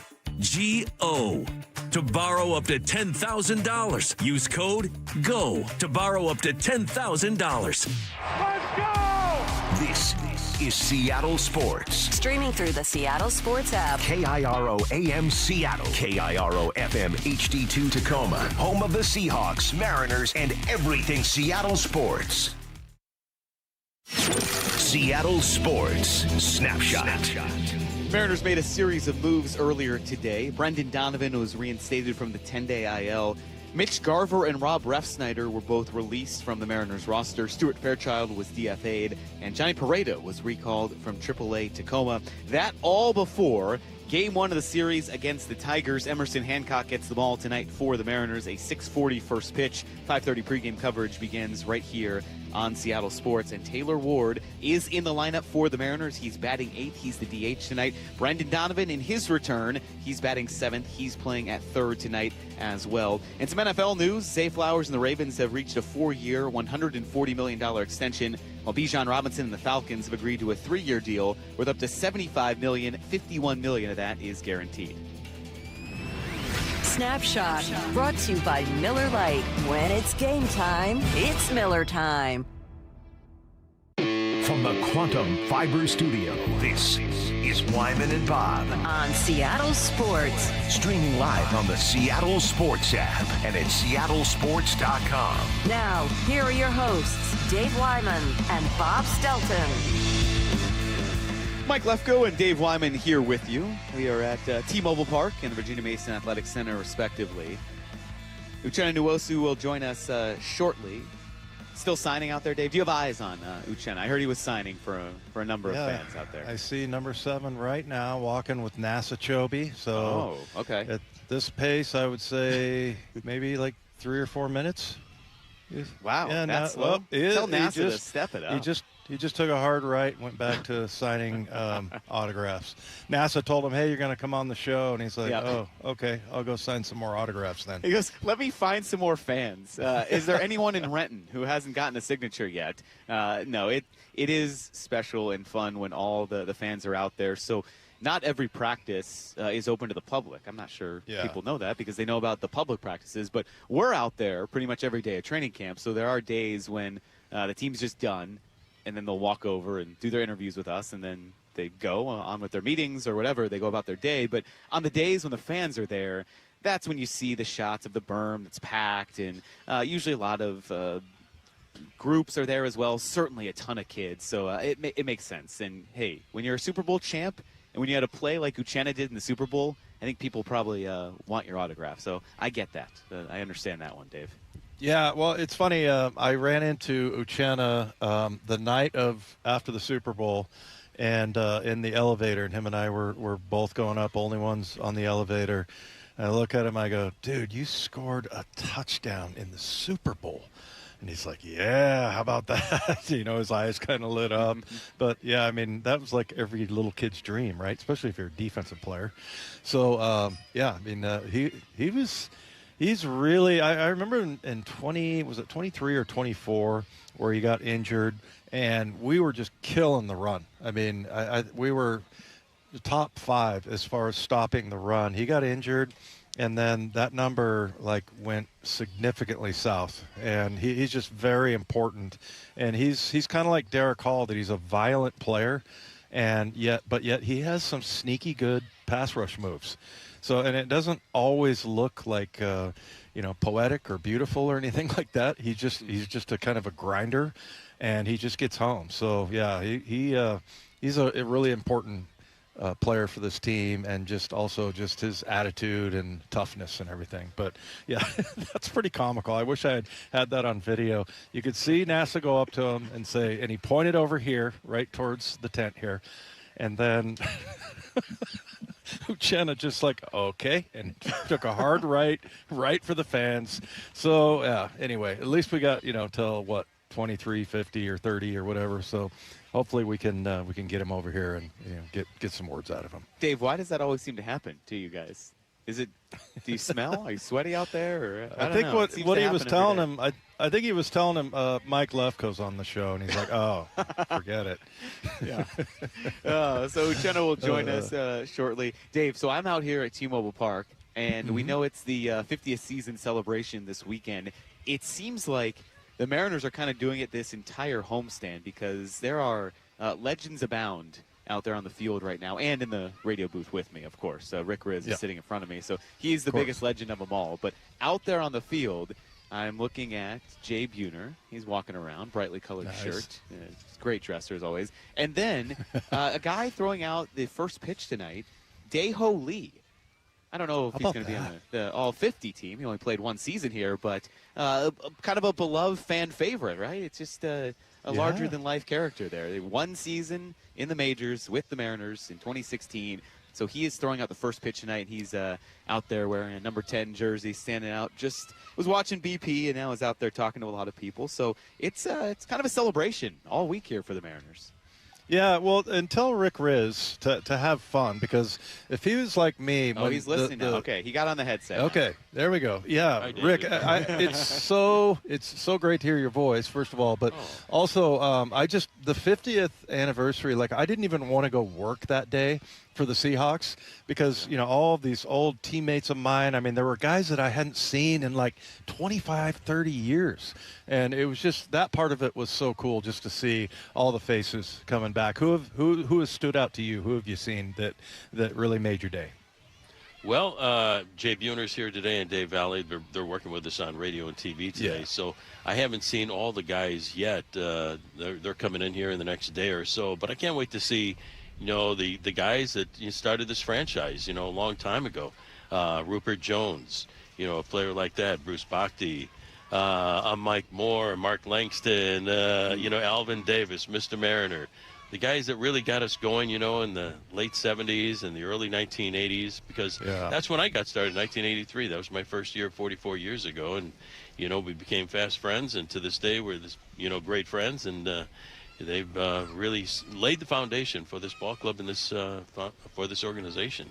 Yeah, I was sort of blending our two experiences, because, of course, you haven't seen all these guys yet because the weekend's coming up here. But, yeah, I mean, ask, some of the guys that that are coming, it's pretty exciting to see some of those guys and just what they meant to this franchise. That's kind of how it was with the Seahawks on that. Like I said, I didn't want to work during the day just because there were so many great Seahawk teammates that I had coming back that day. Yeah, no, it's going to be a lot of fun. I mean, we're going to celebrate 50 seasons. I can't wait. We practiced last night. I can't say too much about what happened. Oh, okay. And it's going to be amazing. So we'll have some surprises for you. So I think the fans are really going to enjoy, looking back on 50 years, 50 seasons of Mariners baseball, and see the guys on the field who wrote that history for us. And, made those great plays. Of course, Ken Griffey Jr. is going to be here, and Jay Buhner and Dave Valley and Mark Langston and many, many others down through the years. And some current guys on the team right now, like, well, I can't mention it. Well, so Justin Hollander did say Luis Castillo will be one of them, Rick. He did say that. Yes. So that's the only one we definitively know. Yeah. But I know no spoilers. We won't get you in trouble there. Yeah. I think what Dave really wanted to ask you, he wants to know how many home runs you think Ryan Rowland-Smith will hit. We've been asking everyone that. 40 or 50. 40 or 50. Yeah. Does it count if it goes past the infield? That's for Ryan, right? That's the Ryan. fence put up for him. Yeah. I don't know. I think he's a pretty strong guy, but he was a pitcher, But if he hits a few out, I think I'd be happy with that. But I think the money is on Ichiro. I think he's going to win by a landslide. Yeah, it's going to be a lot of fun. Rick, can't wait to do more of that this weekend. And yeah, it's going to be fun. Feel free to drop in during our Uchenna Nwosu interview as well, if Dave runs out of questions. Okay, I will. I'll be right here. All right, Rick will be up Good here. to see you, David. Okay, buddy. Good talking to you. Yeah, so I'm in the broadcast booth at T-Mobile Park. Dave is out there at the Virginia Mason Athletic Center. But in speaking of that, Dave, it's interesting, and we'll throw this question out there to listeners while we wait for Uchenna Nwosu. So Alex Rodriguez this morning came on with Brock and Salk, and he announced that he's going to be at the Top 50 weekend. And then they were kind of talking back and forth about the whole ceremony. I think, A-Rod kind of realized he's probably going to get some boos, or the reception might not be all welcoming. There could be some catcalls out in the crowd. There could be some negative reaction to him. He seemed to think that. I don't know. It's a celebration, and Brock and Salk after the interview mentioned, look, this is a celebratory occasion. It's to commemorate the great play that A-Rod had here on the field. But I am curious for you, Dave, and for the texters as well, if you want to chime in on our text line, 866-979-3776. Knowing that Alex Rodriguez will be here this weekend, will you boo him or will you cheer him? Yeah, for me, I really don't get that people. By the way, the spike in volume out here is because JSN is walking in. I don't get that. I mean, it was like more than twice as much money. I mean, who wouldn't take that kind of a deal? So yeah, that part of it that doesn't make sense to me. So I never had any like ill will or anything like that towards A-Rod. I thought he did what every other player would do and go to a team that is going to pay him handsomely. Yeah, we'll play the clips when Charlie joins us, I think at 4:45. So we'll kind of get into that. Yeah, it was an astounding amount of money. I think he said it was $150 million more. Not $150 million. It was $150 million more than he was making. And, for me, I wouldn't have done it. But, that's just me. Who needs $150 million? But, no. It's a life-changing amount of money. And what he did here was just remarkable. And I think both Brock and Salk were talking about it. You look at Baseball Reference, and if you lead the league in a category, the stat line is in bold if the player led the league. And then if it's in italics, that means he led all the major leagues. So if you're looking at someone's stats on Baseball Reference and it's in bold, that means they led the American League. Yeah, if you're playing in the American League, obviously if they are in italics, they led the entire league. And you look at Alex Rodriguez and all these Mariner stats, and almost every single one of them for a handful of seasons, it's there's a bold, there's an italic, and there's a bold. So yeah, he was just one of the best for the Mariners, and it's going to be interesting that he is here. So, all right, Dave, it sounds like we have our special guest here. Uchenna Nwosu has joined us here on set at the Virginia Mason Athletic Center. Uchenna, if you haven't realized, sorry, I'm not there. Dave is there in person, but I have the voice in your head right now. But thanks for joining us, Uchenna. How was another day of padded practice out there? It was good, man. We got a lot of good work out there, 2.5-hour practice. Guys is flying around, guys are making plays both sides of the ball, man. It's good to be playing football again. Yeah, how much, the older you get, it's nice not having pads on all the time, right? But, that's kind of where you get, that's where the adrenaline starts to go, right? You like having padded practices? Definitely. You need it. You're about to play a long season, so like Mike says, you got to be able to callous your body, get ready for a long season, and, pads is the best way to do it. You might not like it all the time, but, like my parents always say for you when you're younger, man, you might not like it, but it's good for you. You need it. So, Uchenna, what was this offseason like for you? Shorter for the fact that, hey, you guys won the Super Bowl, played as long as you possibly could. Yeah. Was it something that you thought about during the offseason when the season was done and you got some time away? Did that kind of disappear? Or how was this offseason for you? Oh, man, it was a great offseason, man. Things are a little bit better when you're a Super Bowl champion, I'll tell you that. But, yeah, I just was able to, go home, spend time with my family, the ones that, I love and near and dear to my heart. So, it was good to get away. Even though it was quick, I enjoyed it. I made the most of it. And I'm just happy to be back healthy and be able to play football again, I ran into you in the elevator the night after the Super Bowl, and I'm like, dude, you scored a touchdown in the Super Bowl. Yeah. And you're an edge rusher. I mean, a defensive player scoring a touchdown. I mean, that's got to be the ultimate, right? Oh, absolutely, man. When it happened, honestly, I didn't even think about it. I just caught the ball and just ran. Like, I'm just, don't get caught, don't fall, don't trip. But, me and James Harrison are like the only two edge rushers to do that in the Super Bowl, so it's good to be a part of history. Well, and there's a lot of pressure. Like, when you get your hands on the ball and you're a defensive player, if you don't score, you got a crappy run back like I used to have. You get, like, nobody even says, hey, nice interception. They're like, you got caught. Yeah. So that was part of it, that fear that you're going to get a bunch of crap from your teammates. Nah, I know they were going to hype me up. We all love each other up in that moment. And it was a crucial moment. They were going down to score, the Patriots were, and could have made it a close game, if Spoon didn't make that play and, I didn't, God didn't bless me with some nice hands. So, we all work together, we all celebrate each other and everything that goes with it. Uchenna, I will say that Dave, if you haven't heard, is kind of speaking from experience. So he is scarred by a fateful return he had. What is the story? I don't know the story. Oh, Dave, you want to tell the story? It's an impressive interception. I made a really nice play. I picked off Dan Marino. Ooh. I kind of fooled him because he was mad. The next series, he comes up and he's like, nice play. His face is all red. Worst run back in the history of the NFL. So I never got credit for, like, baiting him. I kind of took a step back and then jumped to the little arrow route. And all anybody could talk about was how bad the run back was. So that's where my personal... Wait, who caught you? Don't tell me who caught you. He didn't even catch me. He just ran. He was running to the sidelines to get a Gatorade, and I tripped over him basically. So I gotta go look that video. Yeah, have Nash show you the video. It still exists. I gotta see it. You don't need I might have it. You're a Super Bowl champ. Well, Dave will let him see it. He's a Super Bowl champion. No, but with that play, with that touchdown, do you watch it? Like, did you go back just see? I know Mike McDonald said he hadn't watched the TV copy of the game, and that's a coach thing. I know, but have you watched your highlight? I haven't watched the TV copy of the game either, to be honest. Oh, okay. But I've definitely seen that play a million times everywhere. So, but actually, like, going back and watching the whole Super Bowl, I have not done that. No. Okay. Yeah, it's kind of interesting. I'm going through the season last year, just going through, like, highlights and looking because I forgot about a lot of the things that happened. And you guys up front, man, whenever I think about this Super Bowl team, I'll think about your defensive front. I mean, you guys were just a brotherhood, the way you played together, and then it seemed like everybody was contributing. That must have been, you guys must have looked around the room and go, we got something special here. Absolutely.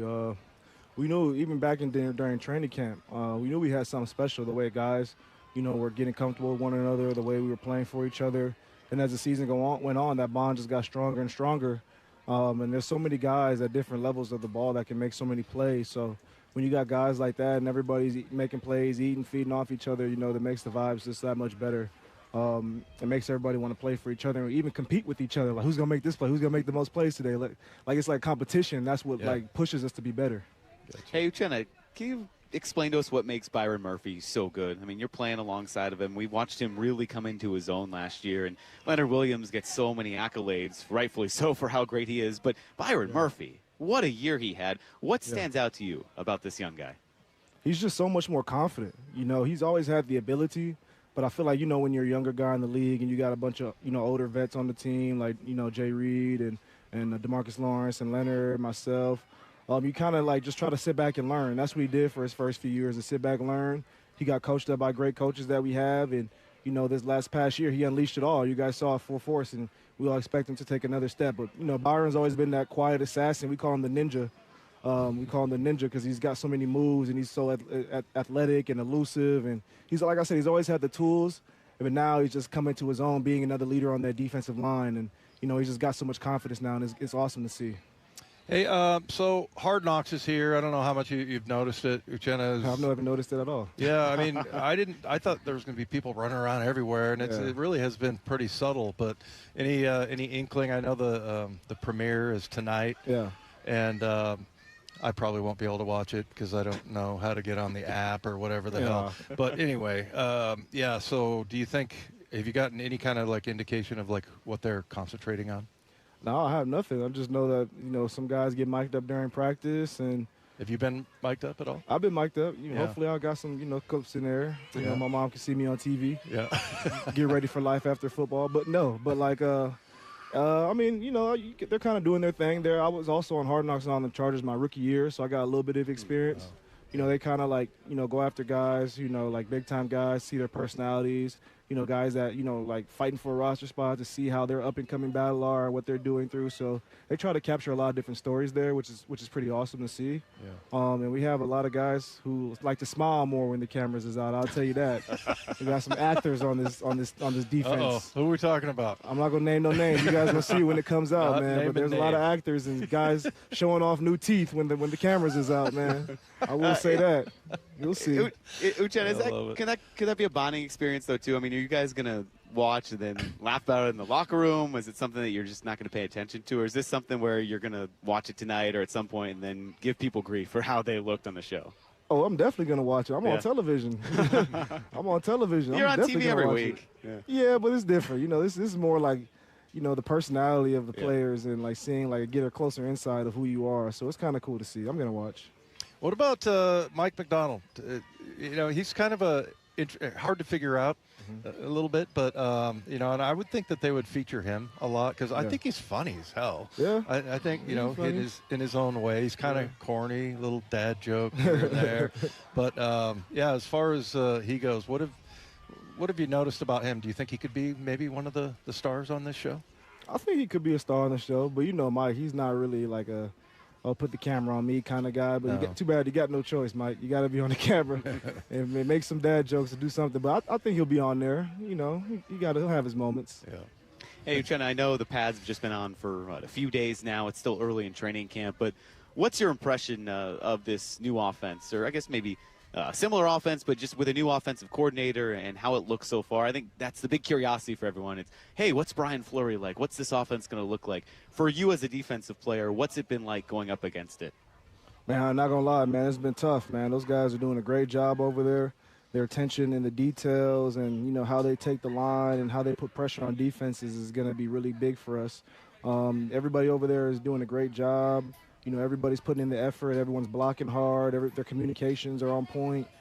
Sam's getting the offense down. The receivers look good. The running backs look good.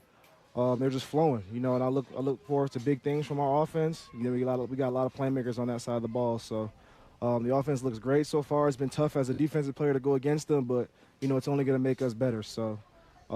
Shout out to the offense for doing a great job, and can't wait to see them perform on Sundays. Oh, that's saying a lot because you guys are going to really sharpen them because you're the best defense in the league. Absolutely.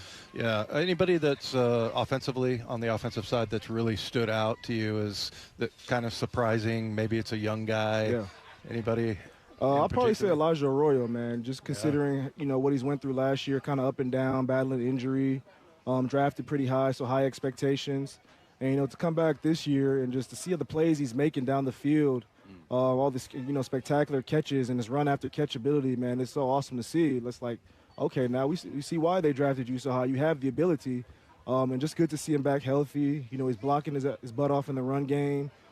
He's putting in all the groundwork. I see him in the weight room every day, putting in the time. So, shout out to Elijah, man. He's really doing his thing. So, yeah.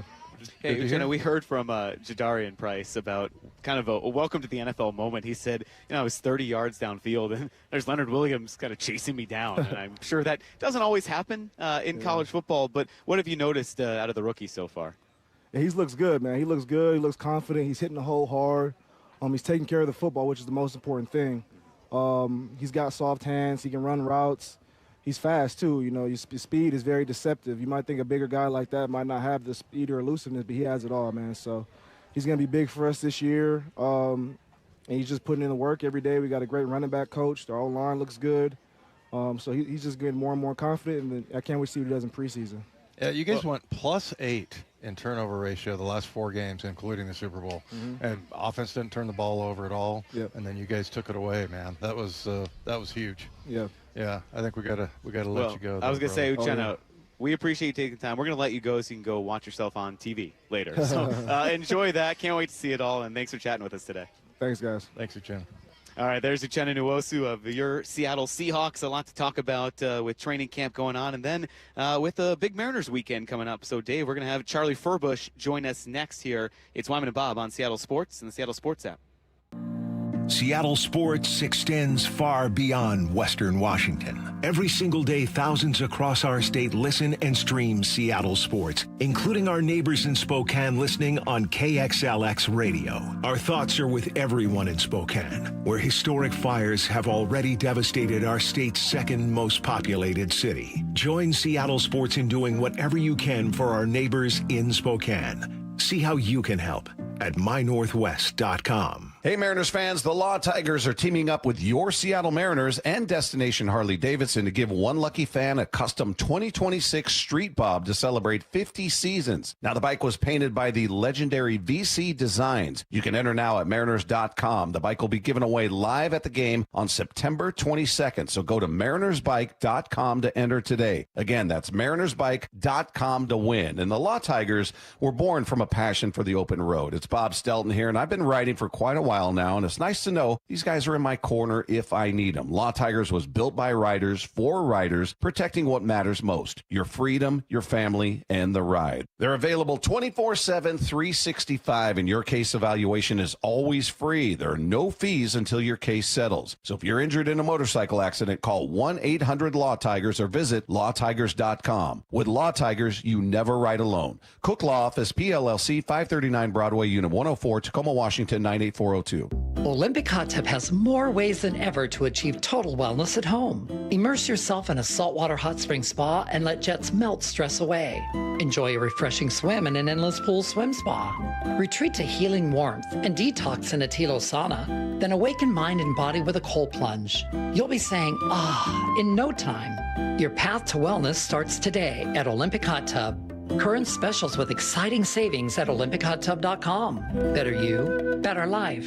Wesley Financial Group is not a law firm. Ask yourself this question. Is it really worth holding on to that timeshare that you know you need to get rid of? Here's the truth. The average maintenance fee just went up over 17%. That could have been 117%, and there's nothing you can do about it. When you buy a timeshare, you give them a blank check for annual maintenance and assessment fees. I'm Chuck McDowell, founder of Wesley Financial Group. For 15 years, I've helped over 50,000 families cancel their timeshare. Not sell it, not transfer it, cancel it. Did you buy a timeshare because they told you it was a great investment and your maintenance fees would never go up? That's a lie. Are you ready to get rid of your timeshare once and for all? Simply call us and I'll send you our timeshare exit kit that explains all your options for cancellation. Call Wesley now for your timeshare exit kit. 800-822-1490. That's 800-822-1490. 800-822-1490. This is the story of the one.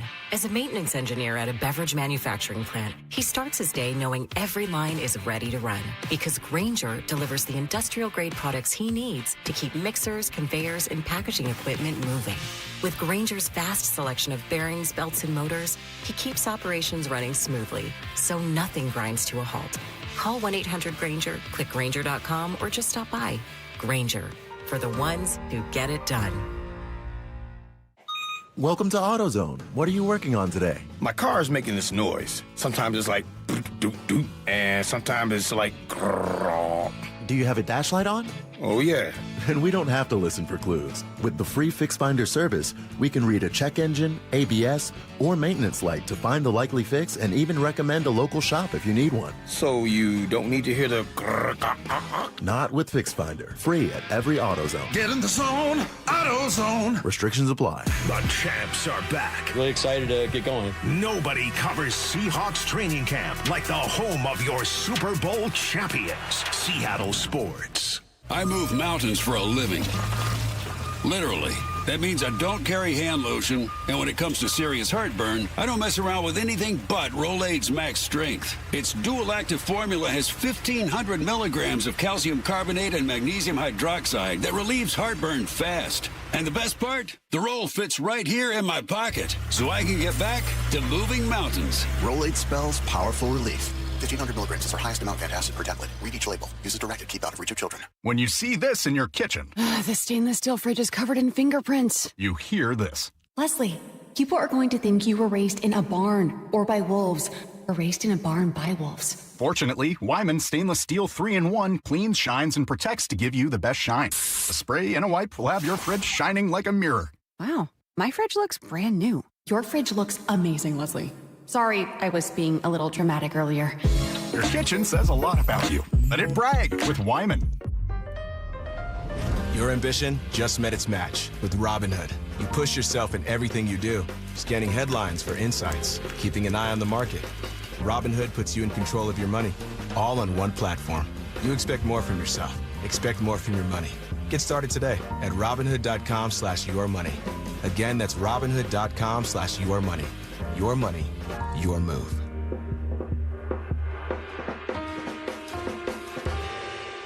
Drip Drop is doctor-developed, proven fast hydration that helps your body and mind work better. Trusted by firefighters, medical professionals, and over 90% of top college and pro sports teams. Drip Drop is engineered to hydrate faster and more effectively than water alone, with 3 times the electrolytes of leading sports drinks. Stock up now at dripdrop.com and use promo code RADIO20 for 20% off your first order. That's dripdrop.com, promo code RADIO20. This hour is serviced by the Lee Johnson Auto family. From the Quantum Fiber Studio, you're listening to Wyman and Bob. Weekdays 2 to 7 on Seattle Sports and 97.3 FM HD2. A lot going on today. Mike Lefko and Dave Wyman here with you. We have spread out all over Seattle. I'm here at T-Mobile Park. Dave is at the Virginia Mason Athletic Center. And Dave, you know who usually joins us on Tuesdays? Charlie Furbush. And he also wanted to be in a different location. So he has to be away from us. He has to be away from us. So Charlie is going to join us in a different location as well, undisclosed location. No, Charlie Furbush is with us here on the phone. Hey, Charlie, how's it going, man? Thanks for joining us today. Oh, it's going great. How you guys doing today? We're doing well. We're everywhere. Dave wanted to see you in person. I said, nah, I don't think he wants you in his house. So, I would have made the trek down, boys. No, you don't want to go down. Dave's all the way in Renton. That's a far drive from where you are. There's traffic. No, Charlie and I could sit down here and talk football the whole time. It'd be great. That would be perfect. Yeah. Well, Charlie, we will talk baseball here today with you. A lot going on. I mean, a lot since we talked to you last. We had the trade deadline, the Luis Castillo trade. The Mariners then brought in Taylor Ward. He's in the starting lineup. Ward and Donovan has been activated. Just kind of on the surface, what is your outlook on this Mariners team right now that the trade deadline has come and gone?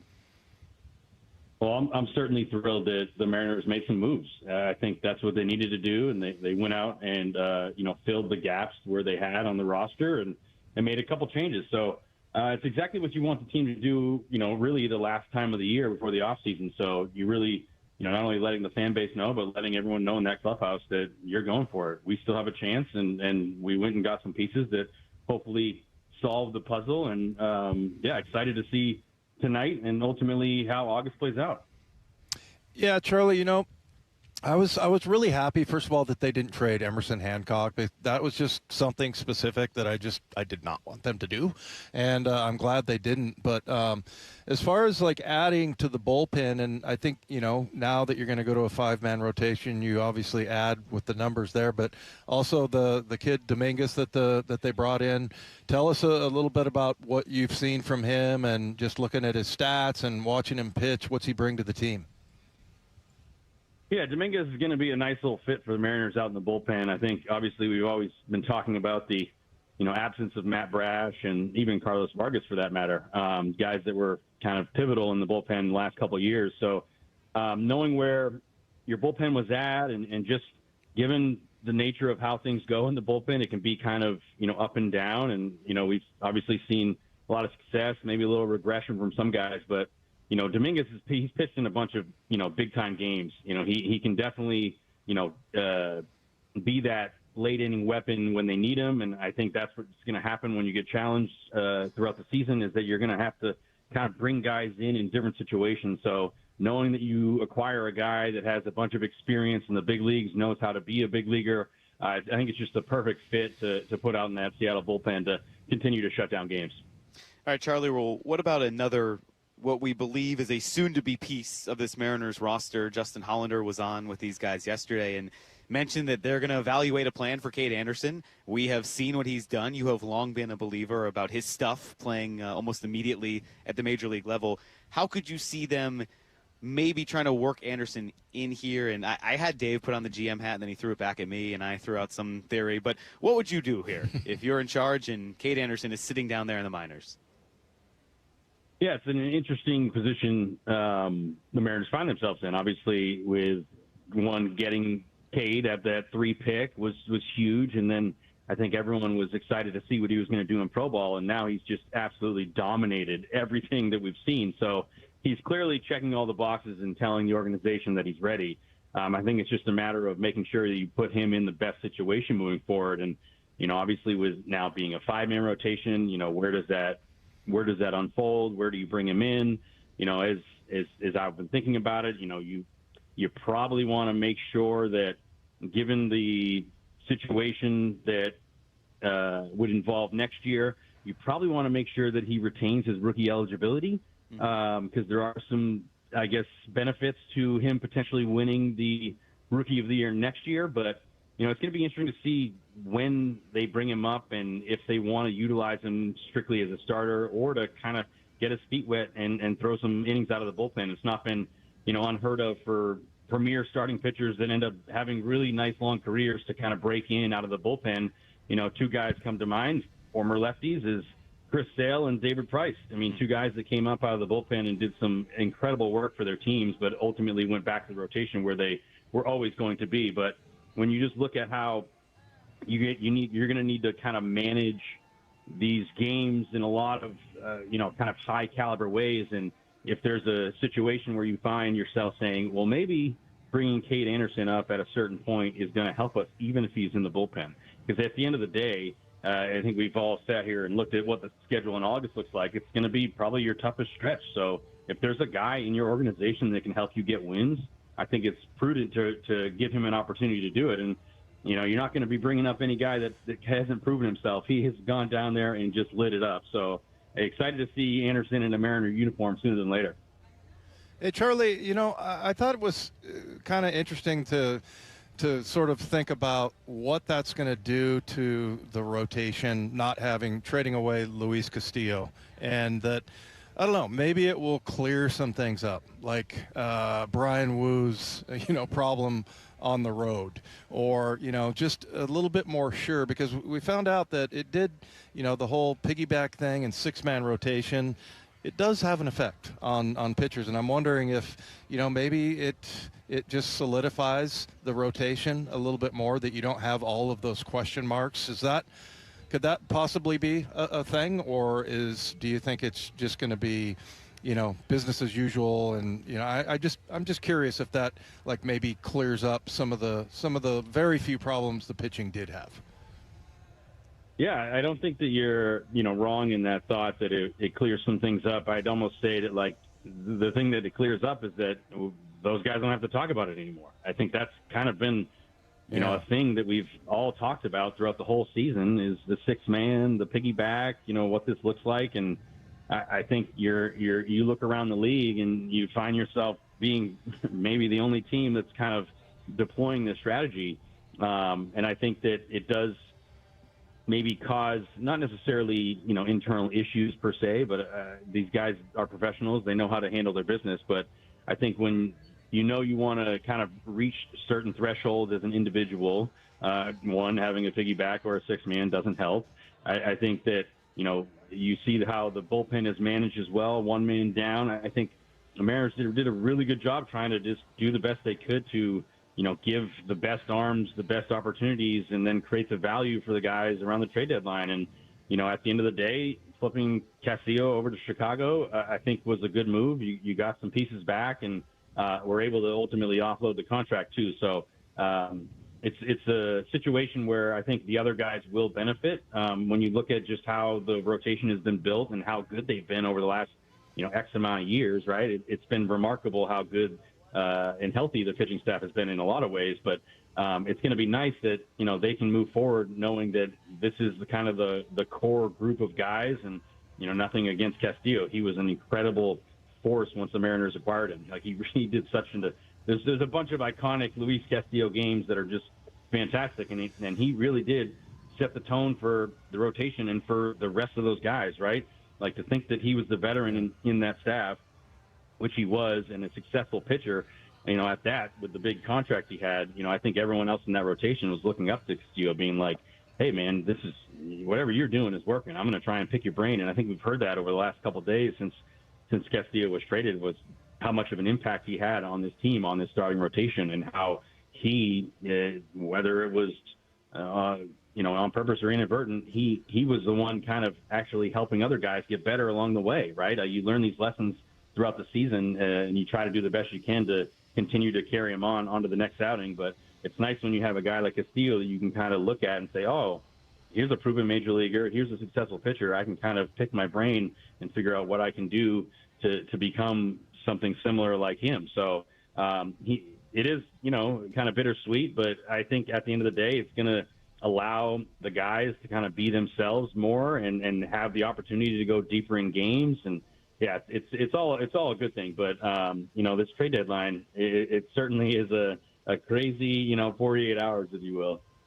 Really is. Charlie Furbush here with us on Wyman and Bob. He's not going anywhere, so you don't either, because Charlie, I have an Alex Rodriguez question to ask you. We asked it to our listeners, and it is kind of sizzling our text line right now. So I'm going to ask you that question, and I want to get more of your thoughts on this Mariners lineup, post-trade deadline, all that coming up with Charlie after this here on Wyman and Bob, Seattle Sports and the Seattle Sports app.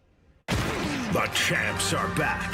So great. Weather's awesome. Guys are in good spirits. The home of the Seahawks, Seattle Sports, has your sideline pass every day with Bump and Stacy live from the VMAC from 10 to 2. We're going to be able to take in practice all week long. Then Wyman and Bob from 2 o'clock all the way up to Mariners pregame at 6. Byron Murphy is with us. How are you, man? Putting in the work every day, The very latest news, insight, and exclusive analysis at seattlesports.com. Fast Water Heater has spent the last 40 years becoming Seattle's go-to at one position, hot water. Dave Wyman here, and I always talk about how important depth at every position can be. At Fast Home Services, they've gone out and built depth at every other spot in your home's lineup, adding HVAC, plumbing, and electrical. That's Fast Home Services now applying that same level of care to your entire home. Call 1-800-THINK-FAST to book your free in-home estimate or visit fasthomeservices.com for a virtual quote in seconds. Water heaters, plumbing, HVAC, and electrical services. If the customer wants to be met in Seattle, then let's get that car from Kirkland to Seattle so that customer can come in there and transact. The Johnson Auto Family, the LJ way. This is Rick Jones of Goldberg Jones Divorce for Men. As a family law attorney, I know firsthand the challenges and obstacles men face in divorce and custody matters. Our firm is committed to protecting what matters most, and we're on your team. Find us at goldbergjones.com. Your ambition just met its match with Robinhood. You play for the win, not just on game day, every day. Channel that drive into your money. Robinhood puts you in control, all on one platform.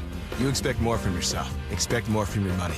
Get started today at Robinhood.com/yourmoney. Again, that's Robinhood.com/yourmoney. Your money, your move.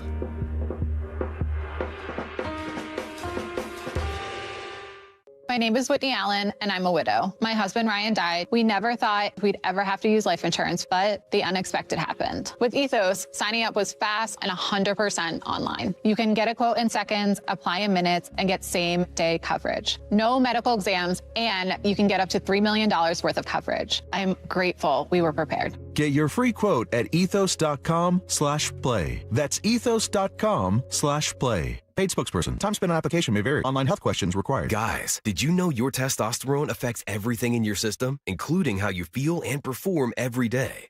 Right now, Revive Men's Health Seattle will check your testosterone for free. Knowing your T levels is the first step in understanding if you have low T. Your testosterone level impacts your energy, libido, sleep, weight, hair loss, mood, and even ED. Maintaining an appropriate T level can change your whole life. Most men start to see changes in their hormone levels in their 30s. Experience and results matter. So what are you waiting for? Get your T levels checked today by local, experienced, and trusted men's health experts. They've helped thousands of men since 2011. They're so confident they can help you, they even guarantee it. Call Revive today and schedule your free testosterone test, free exam, and free consultation. Call Revive Men's Health at 206-529-1111. That's 206-529-1111. Or visit ReviveMen'sHealth.com. When it comes to my policy, Farmers gives it to me straight, so there's no surprises. It's your coverage. You should never be confused. You hear that? An insurance provider with a conscience. We're a choir, but yes, we have that too. Straightforward coverage you can literally understand. That's what you get when you have Farmers. Bum, ba, bum, bum, bum, bum. Learn more at farmers.com. Underwritten by Farmers Truck or Fire Insurance Exchanges or Affiliate. Products not available in every state. Listen every day to the Bump and Stacy Show for headline rewrites. Powered by Bay Alarm Security Services. Security systems and fire alarms for every business. Bay Alarm, we got you. I had pain. I had numbness in my feet.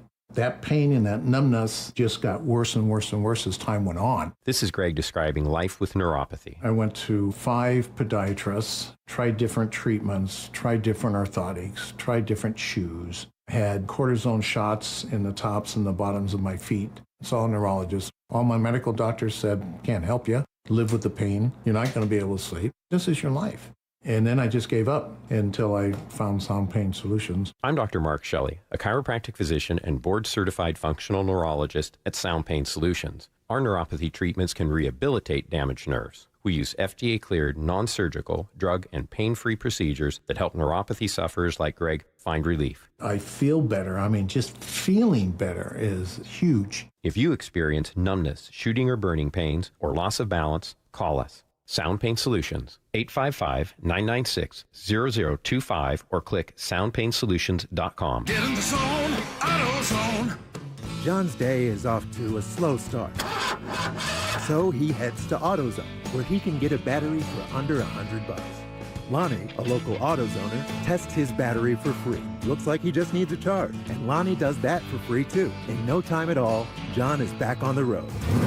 Ready to finish the day strong. Free battery testing and charging at every store. No hassles, just help. Get in the zone, AutoZone. Restrictions apply. And Doug. Limu and I created a trick to help you remember that you can customize your car insurance and save with Liberty Mutual. You see, the shirts Limu and I wear are yellow, and yellow is the color of lemons, and lemons grow on trees, and trees provide oxygen, and oxygen helps us breathe, and breathing is how you live, and you can live more life when you save money by customizing your car insurance. I agree, Limu. It's really quite simple. Only pay for what you need at libertymutual.com. Liberty, liberty, liberty, liberty. This hour is serviced by the Lee Johnson Auto family. Wyman and Bob. From the Quantum Fiber Studio. Weekdays 2 to 7. On Seattle Sports and 97.3 FM HD2. Mike Lepko, Dave Wyman, and Charlie Furbush here with you. Charlie joining us until 5 o'clock. Guys, I have something I want to play for you, and we threw this question out to the texters. So Alex Rodriguez was on our station earlier this morning. I'm with Brock and Salk. He announced that he will be here at T-Mobile Park for the Mariners' 50th season celebration, all the legends back in town. And then this was A-Rod when he was asked what kind of reception he expects to get. Well, I'm not sure there'll be cheers. I guess there will be cheers because my family will be with me. There'll be at least a handful of people. And I'm going to tell them to cheer really loud so they can mute the other 45,000 that'll be booing out of their minds. But, look, I mean, I guess Mike and Brock, I challenge you with just a fun quiz here or a question. I mean, if you guys are up for free agency and you're 24 years old and one offers you, X, and the other one offers you $150 million more, where would you guys go? Charlie? What do you think about that? They didn't answer. Well, I'm waiting for the answer. Yeah, I mean, you know the answer. Come on. I mean, I get it, right? I mean, at the end of the day, I mean, you know, Dave, it's like your career is only so long. So if there's a chance to cash in, and if it ruffles some feathers and whatnot, I think it's hard to say no. So I think he was just caught in a position where he was just chasing dollars, and as an athlete, you only make money so long. So as much as we may hate it here in Seattle, you kind of respect it. Well, yeah, and I gotta say, I mean, look, if it was like, like $2 or $3 million more to go somewhere else, then you can understand it. But that's a ridiculous amount of money, and I just remember, vaguely sort of paying attention to that when it happened. I think that was around what was the year, around maybe 2000, 2001, and I had just come out of the NFL and 5 or 6 years removed, and I'm like, are these people crazy giving him a hard time? Are you kidding me?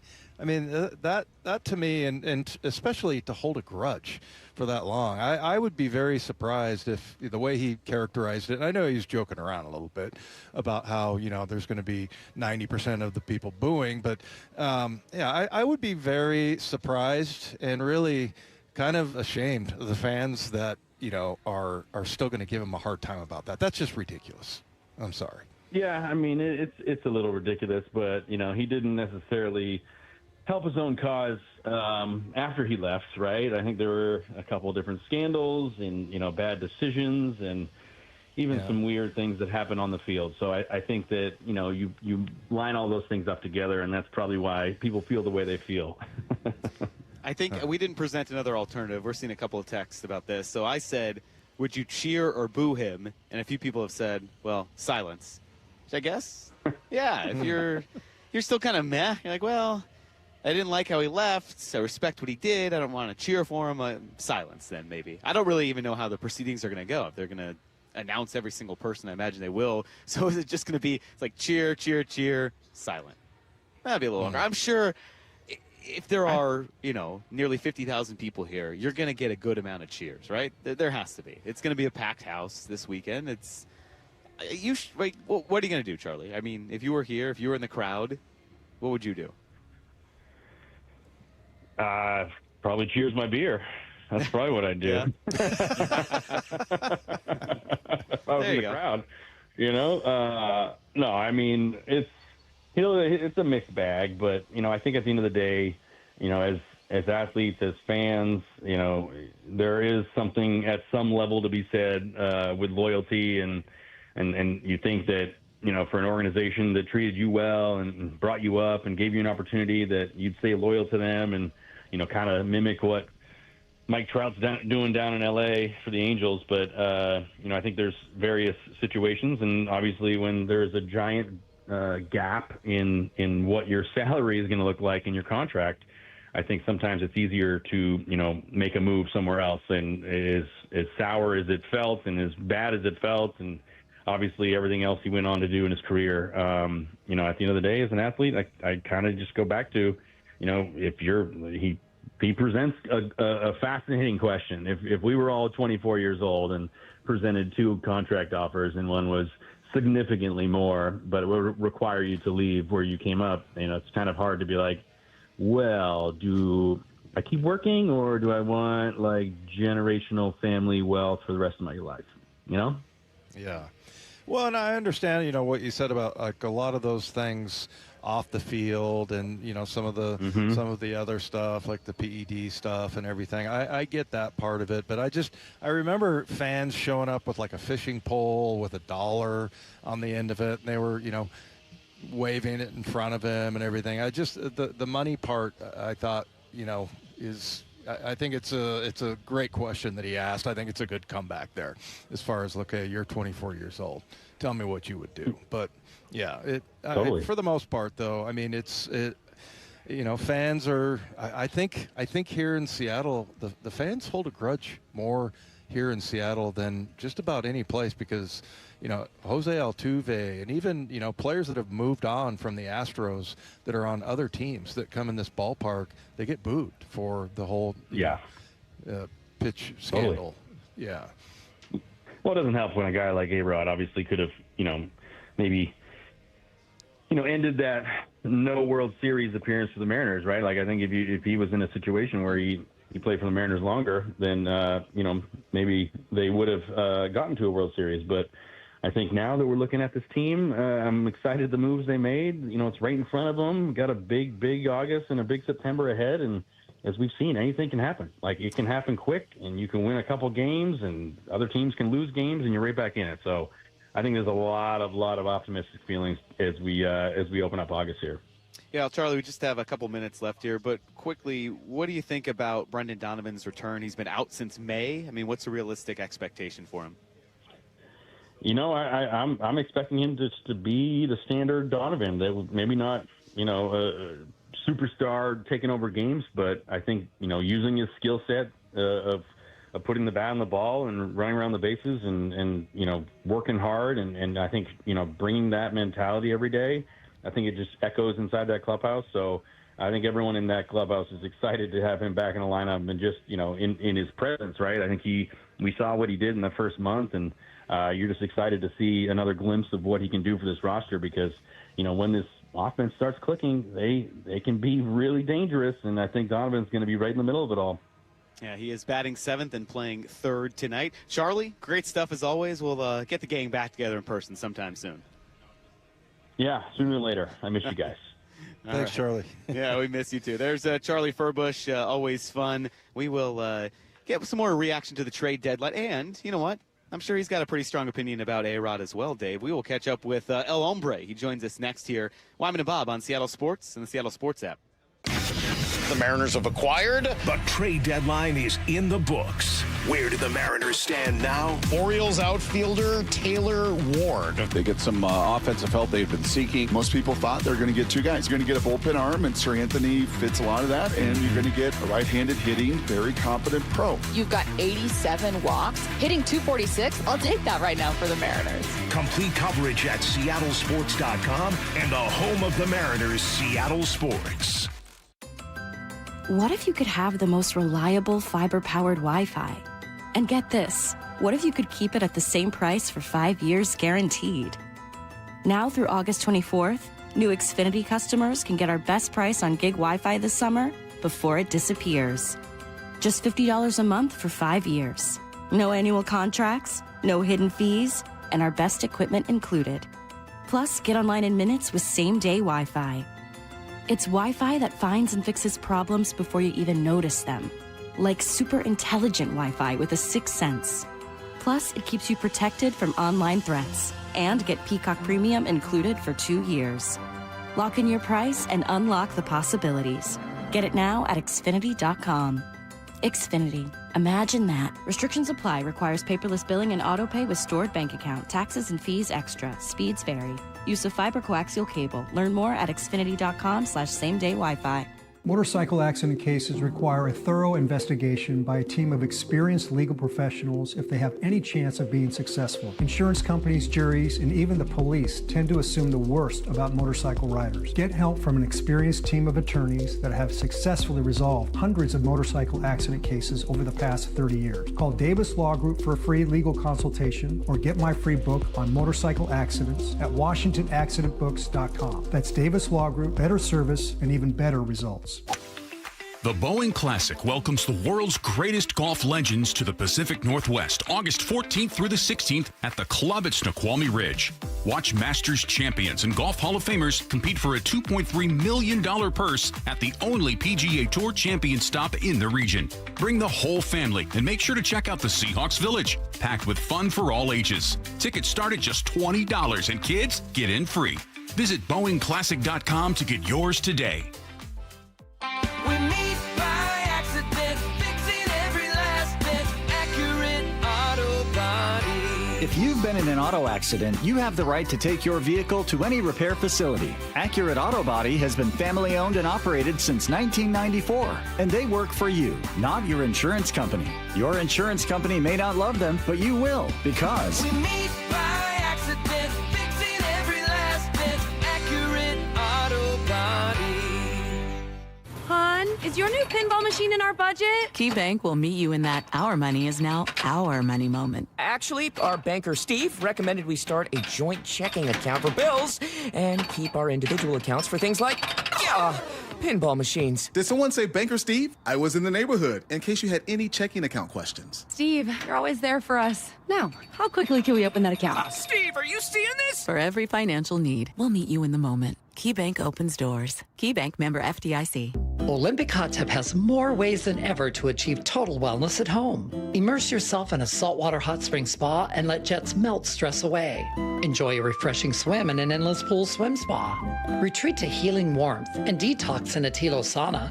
Then awaken mind and body with a cold plunge. You'll be saying, in no time. Your path to wellness starts today at Olympic Hot Tub. Current specials with exciting savings at OlympicHotTub.com. Better you, better life. Did you know that 4,000 women are diagnosed with breast cancer every year in Washington state? I'm Dr. Suzette Miranda with Northwest Hope and Healing. We provide financial support for breast and gynecologic cancer patients in our community. Join us at Life in Color, a summer brunch, auction, and fashion show on August 23rd at the Somme Hotel in Woodinville for an unforgettable afternoon of inspiration. Get your tickets now for Life in Color on August 23rd at nwhopeandhealing.org. That's nwhopeandhealing.org. On BritBox, your next hidden gem is right around the corner. If you're going to be bold, here is the place to do it. Get ready for Britain's most anticipated series, streaming exclusively on BritBox. Catch new seasons of favourites, including Ludwig, starring David Mitchell. You want someone to get murdered? And the eagerly awaited new adaptation of Agatha Christie's iconic detective duo, Tommy and Tuppence. Do you think we're actually really good at this? Stream the best of British TV on BritBox. Watch with a free trial. When you see this in your kitchen, The stainless steel fridge is covered in fingerprints. you hear this. Leslie, people are going to think you were raised in a barn or by wolves, or raised in a barn by wolves. Fortunately, Wyman Stainless Steel 3-in-1 cleans, shines, and protects to give you the best shine. A spray and a wipe will have your fridge shining like a mirror. Wow, my fridge looks brand new. Your fridge looks amazing, Leslie. Sorry, I was being a little dramatic earlier.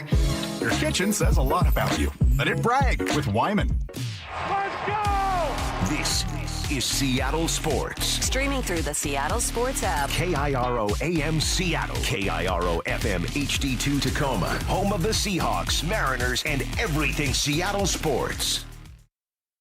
Seattle Sports Snapshot. Well, the Mariners made a handful of roster moves earlier today. They released Mitch Garver and Rob Refsnyder. They recalled Johnny Pareda from AAA Tacoma, and they've reinstated Brendan Donovan off the 10-day IL. Donovan in the lineup tonight. He's batting 7th and playing 3rd. Taylor Ward makes his first appearance in a Mariners uniform. He's in the lineup batting 8th. He is the DH tonight. First pitch at 6:40. Pre-game coverage begins right here on Seattle Sports at 5:30. Snapshot, brought to you by Miller Lite. When it's game time, it's Miller time. This hour is brought to you by Fast Home Services. Yeah, you know what you can get me, Pee-wee? What? El Hombre. That was a catastrophe. I know. That's a new low. Bronze is better. El Hombre. The natural meets Rudy meets. I don't even know how to describe it. El Hombre. Well, every week at 5 o'clock on a Tuesday, you know what to expect. El Hombre, Michael Bradley joins us now. Michael, how's it going? What's happening, everybody? Well, you get me and Wyman today. Bob has taken off to go watch Hard Knocks. It starts at 6. It's a big deal out here, or 9 your time. But yeah, it's what everyone's talking about. Hard Knocks. The first episode tonight featuring the Seahawks. He took the day off to watch something that will be on after he's done work. Yeah, I mean, hey, we go all the way up, and then it's on late. He wanted to be the first one to watch it. It's more of a celebration, I think, for him. Yeah. It's a celebration. Really? It's a celebration of the Seahawks, Michael. Okay, I suppose. I already saw the clip I need to see of your coach talking to, who's the guy on the scooter? Nicky Minwari. Yeah, he talking to him about, not caring what anybody says about you. So that looks like it's going to be pretty good. It looks like you got a pretty good, a good coach for it, and that's who drives it. You got to have a good head coach. Well, Michael, yeah, it's interesting you bring that up because I think out here You know, we know so much about Mike Macdonald, and it seems crazy that people don't know who this guy is. He just won the Super Bowl, but it feels like you brought up a good point there. Do you think this is where, I mean, you or everyone else kind of gets a sense of what Mike Macdonald is all about? Are you going to kind of learn a little bit more about this guy? Well, first of all, do you know where he was before he was with Seattle? Well, Michigan. Baltimore. Yeah, No. so I know a little bit about him. I know. All right, so you don't have to worry about me learning about him. No, just kind of, you know, the general, the East Coast. Absolutely. Yeah. I mean, that's where we learned about a lot of the people, right? A lot of people didn't know about the Lions coach before Hard Knocks. It's a great chance, and I'm not saying he's going to be a breakout star. When I say he's good, I think he's got a lot of good stuff to say, and you know, his team won the Super Bowl, so people are going to listen to him. They think he's a good coach. Yeah, it's kind of interesting how, you know, there's all these different kind of personalities. You know, like Kyle Shanahan's pretty stoic and pretty quiet. And then, you know, you've got some more outspoken guys. Mike Macdonald, pretty quiet. But yeah. And I don't know why I'm blanking on the Lions coach, Dan Campbell. It's your guy. Campbell. Yeah, and so, you know, and he's kind of like he's charisma. He's human charisma, right. Yeah, and he kind of plays up in Miami. Who was that knucklehead down in Miami? He's now working for the Chargers. McDaniel. Oh yeah, McDaniel. He was just strange. So yeah, but McDonald's a low-key kind of guy. He's not a big splash. He's a defensive coach. They're the ones that tend to be a little quieter. I mean, you know, Buddy Ryan was an exception to that, but he's somebody who the people are going to see what a steady hand he brings and why that helps Seattle win. Yeah. Yeah, Michael. Hey, go ahead, Mike. You go ahead.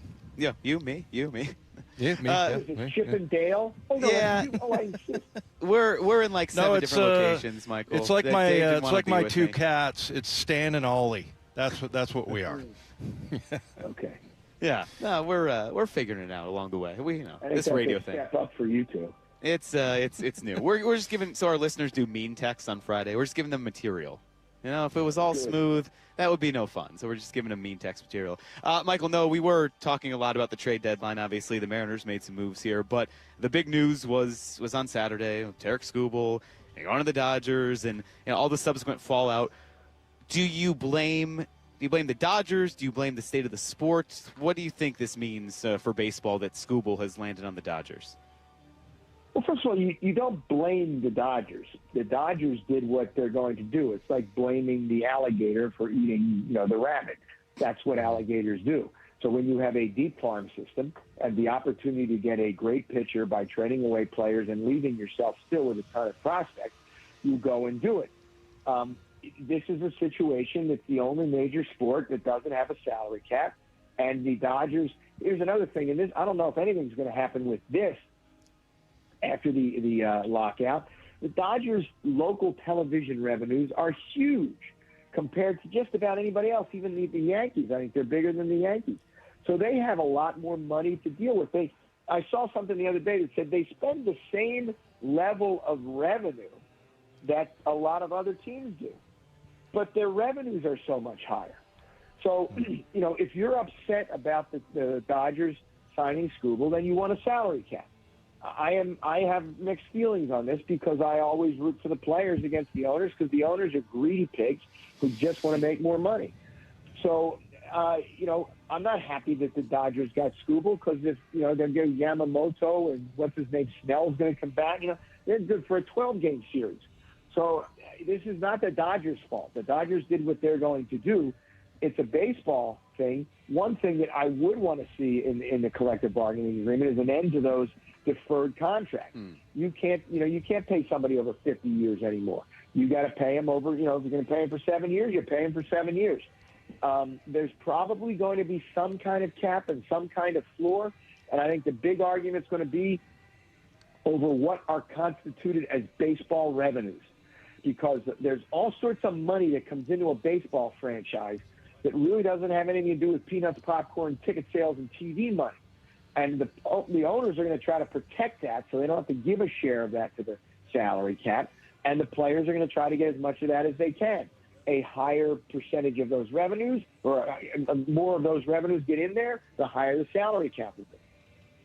Yeah. Hey, just as far as the trade deadline, just in general, it's always fascinating to me, Michael, that Taylor Ward is in the lineup tonight, and yesterday or 2 days ago, he was happy in Baltimore, and it's so interesting to me, first of all, that and how your life changes for these players and everything, but just how the whole thing went down and what were the sort of marquee signings in your mind besides Tarek Skubal. Well, I'll tell you, the Phillies went out and got a second baseman. Arias has thrown the entire defensive lineup into complete disarray. The second baseman moved to third moved to first moved to right field, and then here comes Arias. He gets 2 hits in his first 2 at-bats and knocks in a pair of runs. They got him batting cleanup. He's a batting champion. So It's very strange what happens with all of it. Tampa Bay did a good job at the deadline. I think the Cubs did a good job at the deadline. So. And the Tigers, I don't know if they got a lot of value for Skubal. I think they might have gotten an outfielder who's going to be a starter someday and be a pretty good player. But I don't think you look at anybody they got and say, boy, this was a real steal. I'm surprised they didn't trade Casey Mize, their other pitcher who's up after this year, to try to get something for him. And now everybody thinks because the trade deadline's such a big deal in Major League Baseball that every team that got a couple of new guys is now all of a sudden a World Series threat. I don't think much has changed in terms of who's going to win it all. I think that this is going to make the wild card race even more exciting. Isn't Arias kind of a fascinating case study? I mean, he just hits. He hits everywhere he goes. Yeah. But he can't stick on a team because there's this why does fascination he with keep power. getting traded? Well, people want power, right? Hitting's not sexy, but it feels like this is a perfect spot for him. I mean, do you feel like this is a place where it's a move that could kind of catapult the Phillies offense, or is this something where, they needed to do something to appease the players? We heard the Bryce Harper comments, but what do you think about this move and the fact that he kind of bounces around everywhere? It helps that they got him because he's going to get on base and he's going to hit, and he doesn't strike out. But the Phillies needed a right-handed bat, right? Arias does pretty well against lefties, but they needed a right-handed bat. They didn't get one. So now they're going to hope that Hill and Dela Cruz, who are journeymen, can fill that role. They didn't get a fifth pitcher, right? They're going to throw Andrew Painter out there tomorrow after a good outing in Baltimore on Friday. But you can never tell what's going to happen with him. He was rotten before he got sent down to the minors, and their record of their fourth and fifth spots this year is abysmal. So they say, we're built for the playoffs because we got 3 good starters. Well, the problem is that you got to get to the playoffs before you can be built for the playoffs. So this is a good addition, but it's not the panacea that some fans were hoping for. Hey, we were just talking about Alex Rodriguez and his time in Seattle, and I know that there was some stuff that in his past that maybe makes people not like A-Rod, but I don't know. I thought it was ridiculous at the time, and I still think it's ridiculous that people in Seattle were so bent out of shape about him taking a contract that was like $150 million more. I don't get. Where are you with A-Rod? Oh, well, first of all, he's a steroid abuser, so with me, I don't consider him, right? He shouldn't be in the Hall of Fame. That's what I look at. But you can never get mad at a player for taking more money. And here's the other thing you got to remember. A lot of players get pressure from the players' union when they get offered big deals not to do a hometown discount or not to do some kind of thing where they say, I'll take less money, because they want the union constantly wants salaries to go up so that everybody will make more money. So, first of all, you never know. And if I recall correctly, when he went to Texas, it was for more money, and there were some other things involved in it that made it really almost impossible to turn down. That's what free agency is about. Players can make more money after a certain amount of time with a team, so you shouldn't begrudge him the chance to move, because I don't think Seattle came close. Texas's offer, if I recall correctly, blew everything out of the water. Yeah, so, Michael, this is getting brought back up because he made the announcement today. He was on our station that he's going to be back here. The Mariners are doing 50 greatest players this upcoming weekend to honor their 50 season. So he's coming back, and we've been throwing it out there all day. Hey, what's the reception going to be like? Because performance-wise on the Mariners, one of the greatest ever. Then all that followed, certainly there are some bitter feelings here. So if you were in that crowd, I mean, how would you react if Alex Rodriguez walked back into the building? I would cheer him, because I don't think he did anything that was particularly bad for Seattle. It's not like he left a trail of dead bodies as he left, just criticizing everybody and saying how horrible his situation was. The fact that he's coming back shows that he has utterly no animosity and lots of good memories about the franchise. And I think you'd be crazy. You cheered the heck out of him when he was there just because he went in free agent. I mean, the Reds loved Pete Rose, and he took the biggest contract at that point, 4 years, $3.2 million to go to the Phillies. I mean, other than the gambling and everything, everybody loved Pete Rose's time in Cincinnati. You should love what he did there, and you should be cheering for him. And this is coming from a Philadelphia guy. I'd boo the sunrise if it's not appropriately beautiful. I haven't heard that one. That was good. Hey, I just made that up on the spot. There you go. Dave, add it to your list of your favorite El Hombre sayings. There we go. I'm going to steal that one. Hey, at what point, Michael, do you sort of transition to football, or do you wait till the very end? What kind of fan are you as far as football versus baseball? And, are you when do you, sort of turn your full attention to the NFL? Is it after the MLB season? The day the Super Bowl is over. The day after the Super Bowl, I send a text to a friend of mine every year that says that now the long national nightmare begins. And Thursday night, when they kick off the Hall of Fame game, I will send him a text saying the long national nightmare is over. True. So I think about football all the time. I think about college football all the time. I've been watching, they've been showing SEC games on ESPN. From last year. If there's no Phillies game on, I'm watching them. So I love football. I'm a Phillies fan like crazy. They're my favorite professional team. But in general, I'll watch any football game. I watch Tuesday night action. I watch, I will watch anything that's on.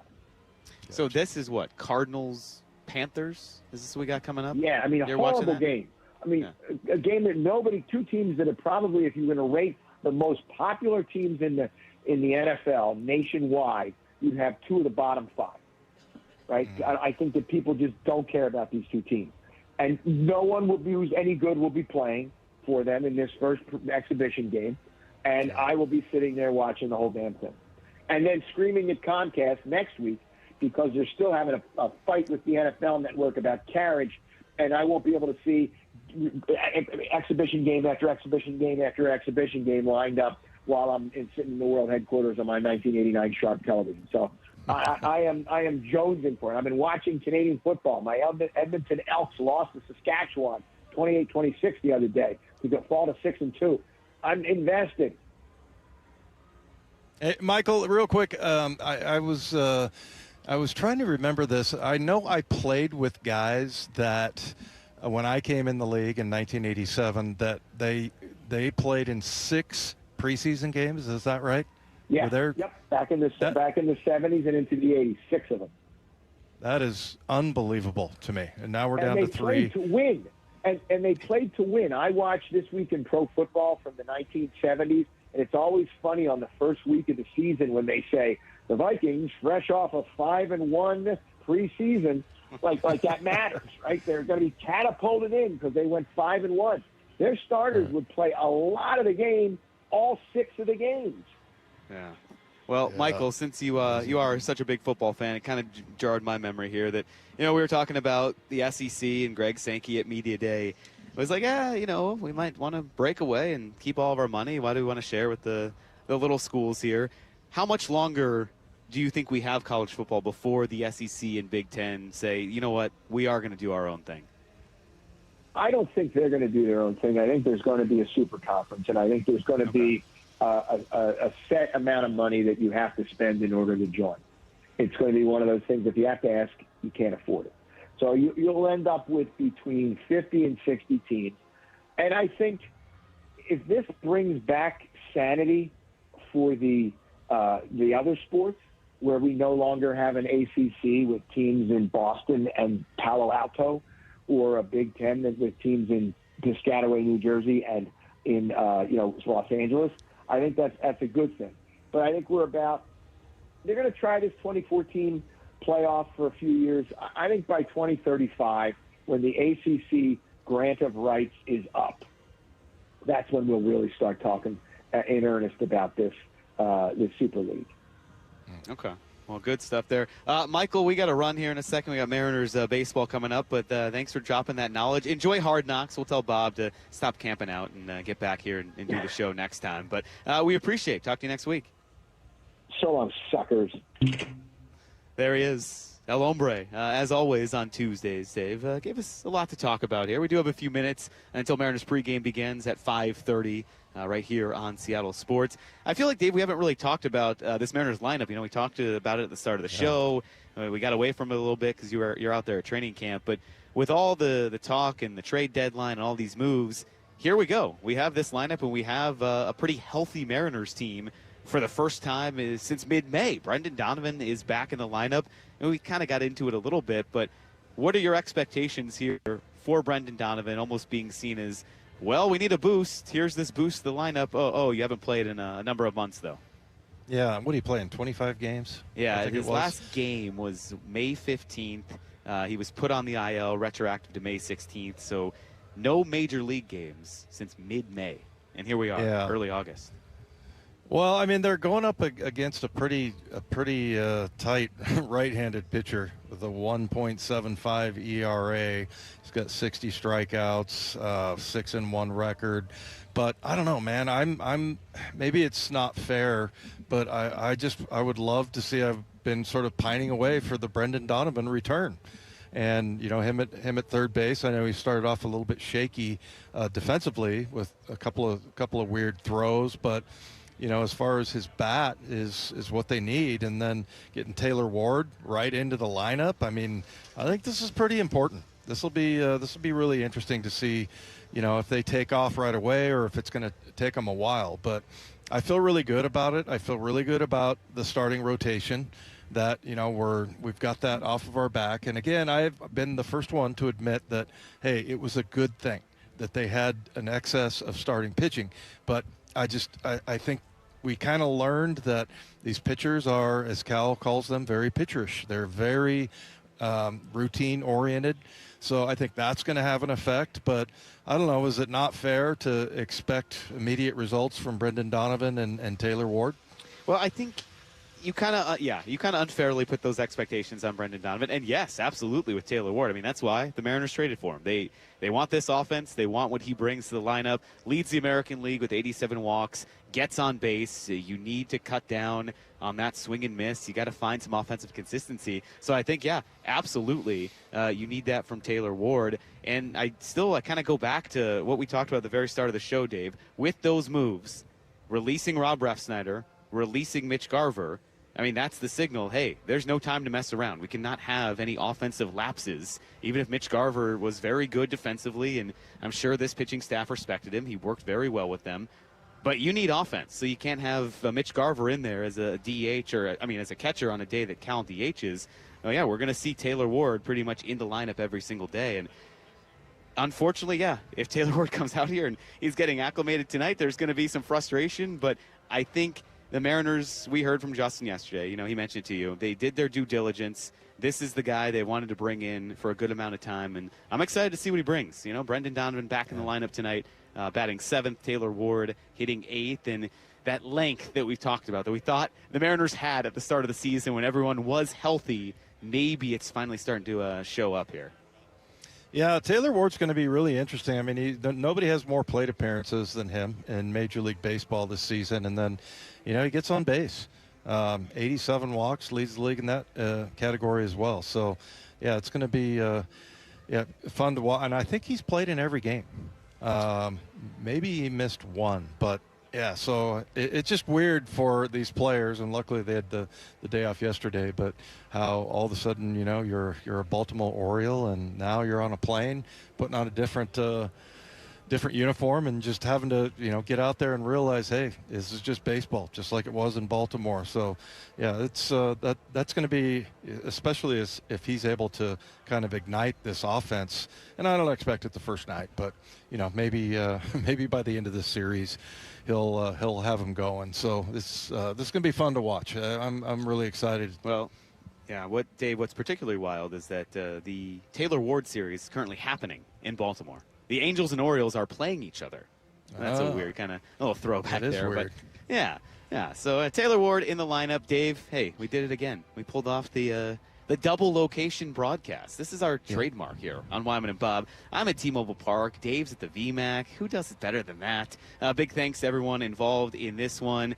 Dave Wyman, of course, obviously.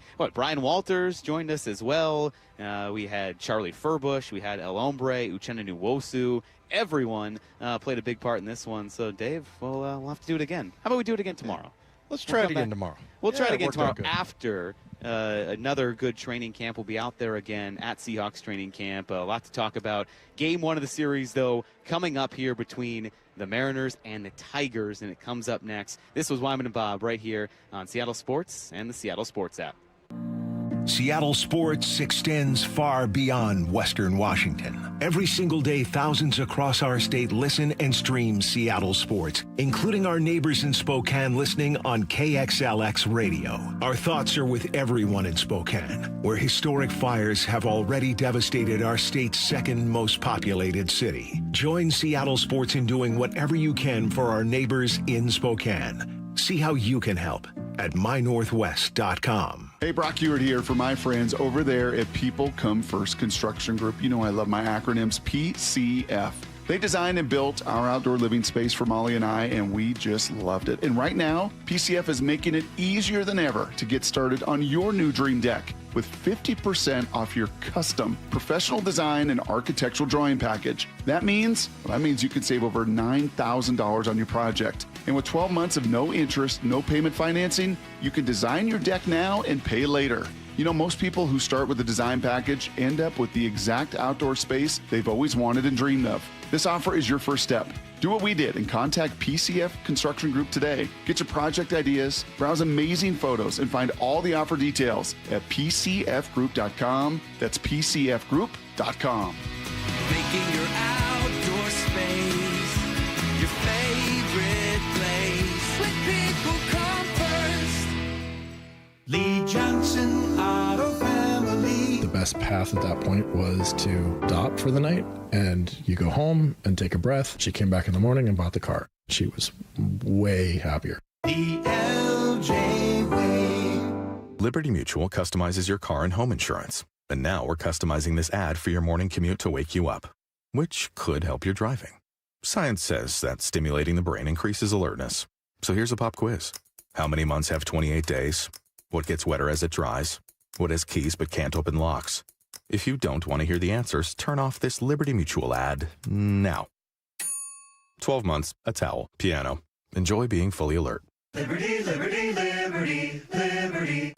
Earn an accredited MBA in as few as 16 months for about $21K at University of Maryland Global Campus. Explore 10 specializations, including finance, HR, cyber technology, and more. Plus, showcase the value of your MBA with a comprehensive learner record and digitally demonstrate in-demand skills and credentials to employers. Apply now and save with no application fee. Classes start August 12th. Learn more at umgc.edu. Certified to operate in Virginia by Chev. Free consultations, no fee guarantees, 5-star reviews. JP Pendergast with Pendergast Law explains the importance of going beyond these familiar offerings. Accident victims want an attorney, Tom, that satisfies their needs. Someone who handles those needs with the highest degree of care. Pendergast Law offers the no-fee guarantees and free consultations, but these only scratch the surface. Okay, explain more. We make sure that every member of our team is genuinely passionate about helping others. Customer service and communication are our top priority. It's how we take care of our clients so they always feel one step ahead of the insurance companies. Our strong reputation for high standards provides comfort and confidence when it's needed most. Pendergast Law offers the free consultations, the no-fee guarantees, and, of course, they are 5-star rated. But what really makes them different is their genuine passion for helping others. I can't recommend them enough. If you or a loved one has been injured in a car accident, call Pendergast Law. We can help. That's PendergastLaw.com. In 2026, Bay Alarm celebrates 80 years of security. With burglar and fire alarm systems, 24/7 in-house monitoring, and local service, our promise to the Puget Sound remains the same. We got you. Learn more at bayalarm.com. The home of the Mariners. It is gone! Cal Raleigh, 2-run home run! Hear every pitch on 710 and the Seattle Sports app. This summer, there are 250 reasons to join T-Mobile. Girls trip? Booked. And switching to T-Mobile helped make it happen. With Experience Beyond, switch and get $100 back. Plus, $650 in value in built-in plan benefits. That's $750 in your first year, guaranteed. And honestly, that $100 back, I'm putting it towards the zip line. Now that's how you do summer. Exactly. Best switch I ever made. This is just one reason to join T-Mobile this summer. There are 250 reasons. Find yours. Savings based on the value of benefits included with Experience Beyond, like entertainment and 1 year of AAA Classic and Dash Pass on us. Benefits may require activation. See plan for details. Get $100 via virtual prepaid MasterCard with eligible ported, no cash access, and expires in 6 months. Issued by Sunrise Banks and a member FDIC. Allow 8 weeks. Patrick was way behind on his IRS taxes. I was in way over my head. The total amount ended up being somewhere just over $30,000. $30,000. Then the IRS came to collect. Started getting letter after letter. A lien had been filed against me. They were going to basically hang me completely out to dry. He had to do something. That's when I reached out to Optima Tax Relief. Patrick's life quickly got a lot easier. It was very easy. Pretty much hands off, They picked up the ball and ran with it. And how'd it go? I couldn't believe it. I had to ask 2 or 3 times. I saved an incredible amount of money. How does Patrick feel about Optima? Couldn't be happier. They definitely helped me. Optima Tax Relief, the best place to call. They're the best in the business. Do what Patrick did and call Optima Tax Relief for a free consultation. Call 800-343-6460. 800-343-6460. 800-343-6460. Optima Tax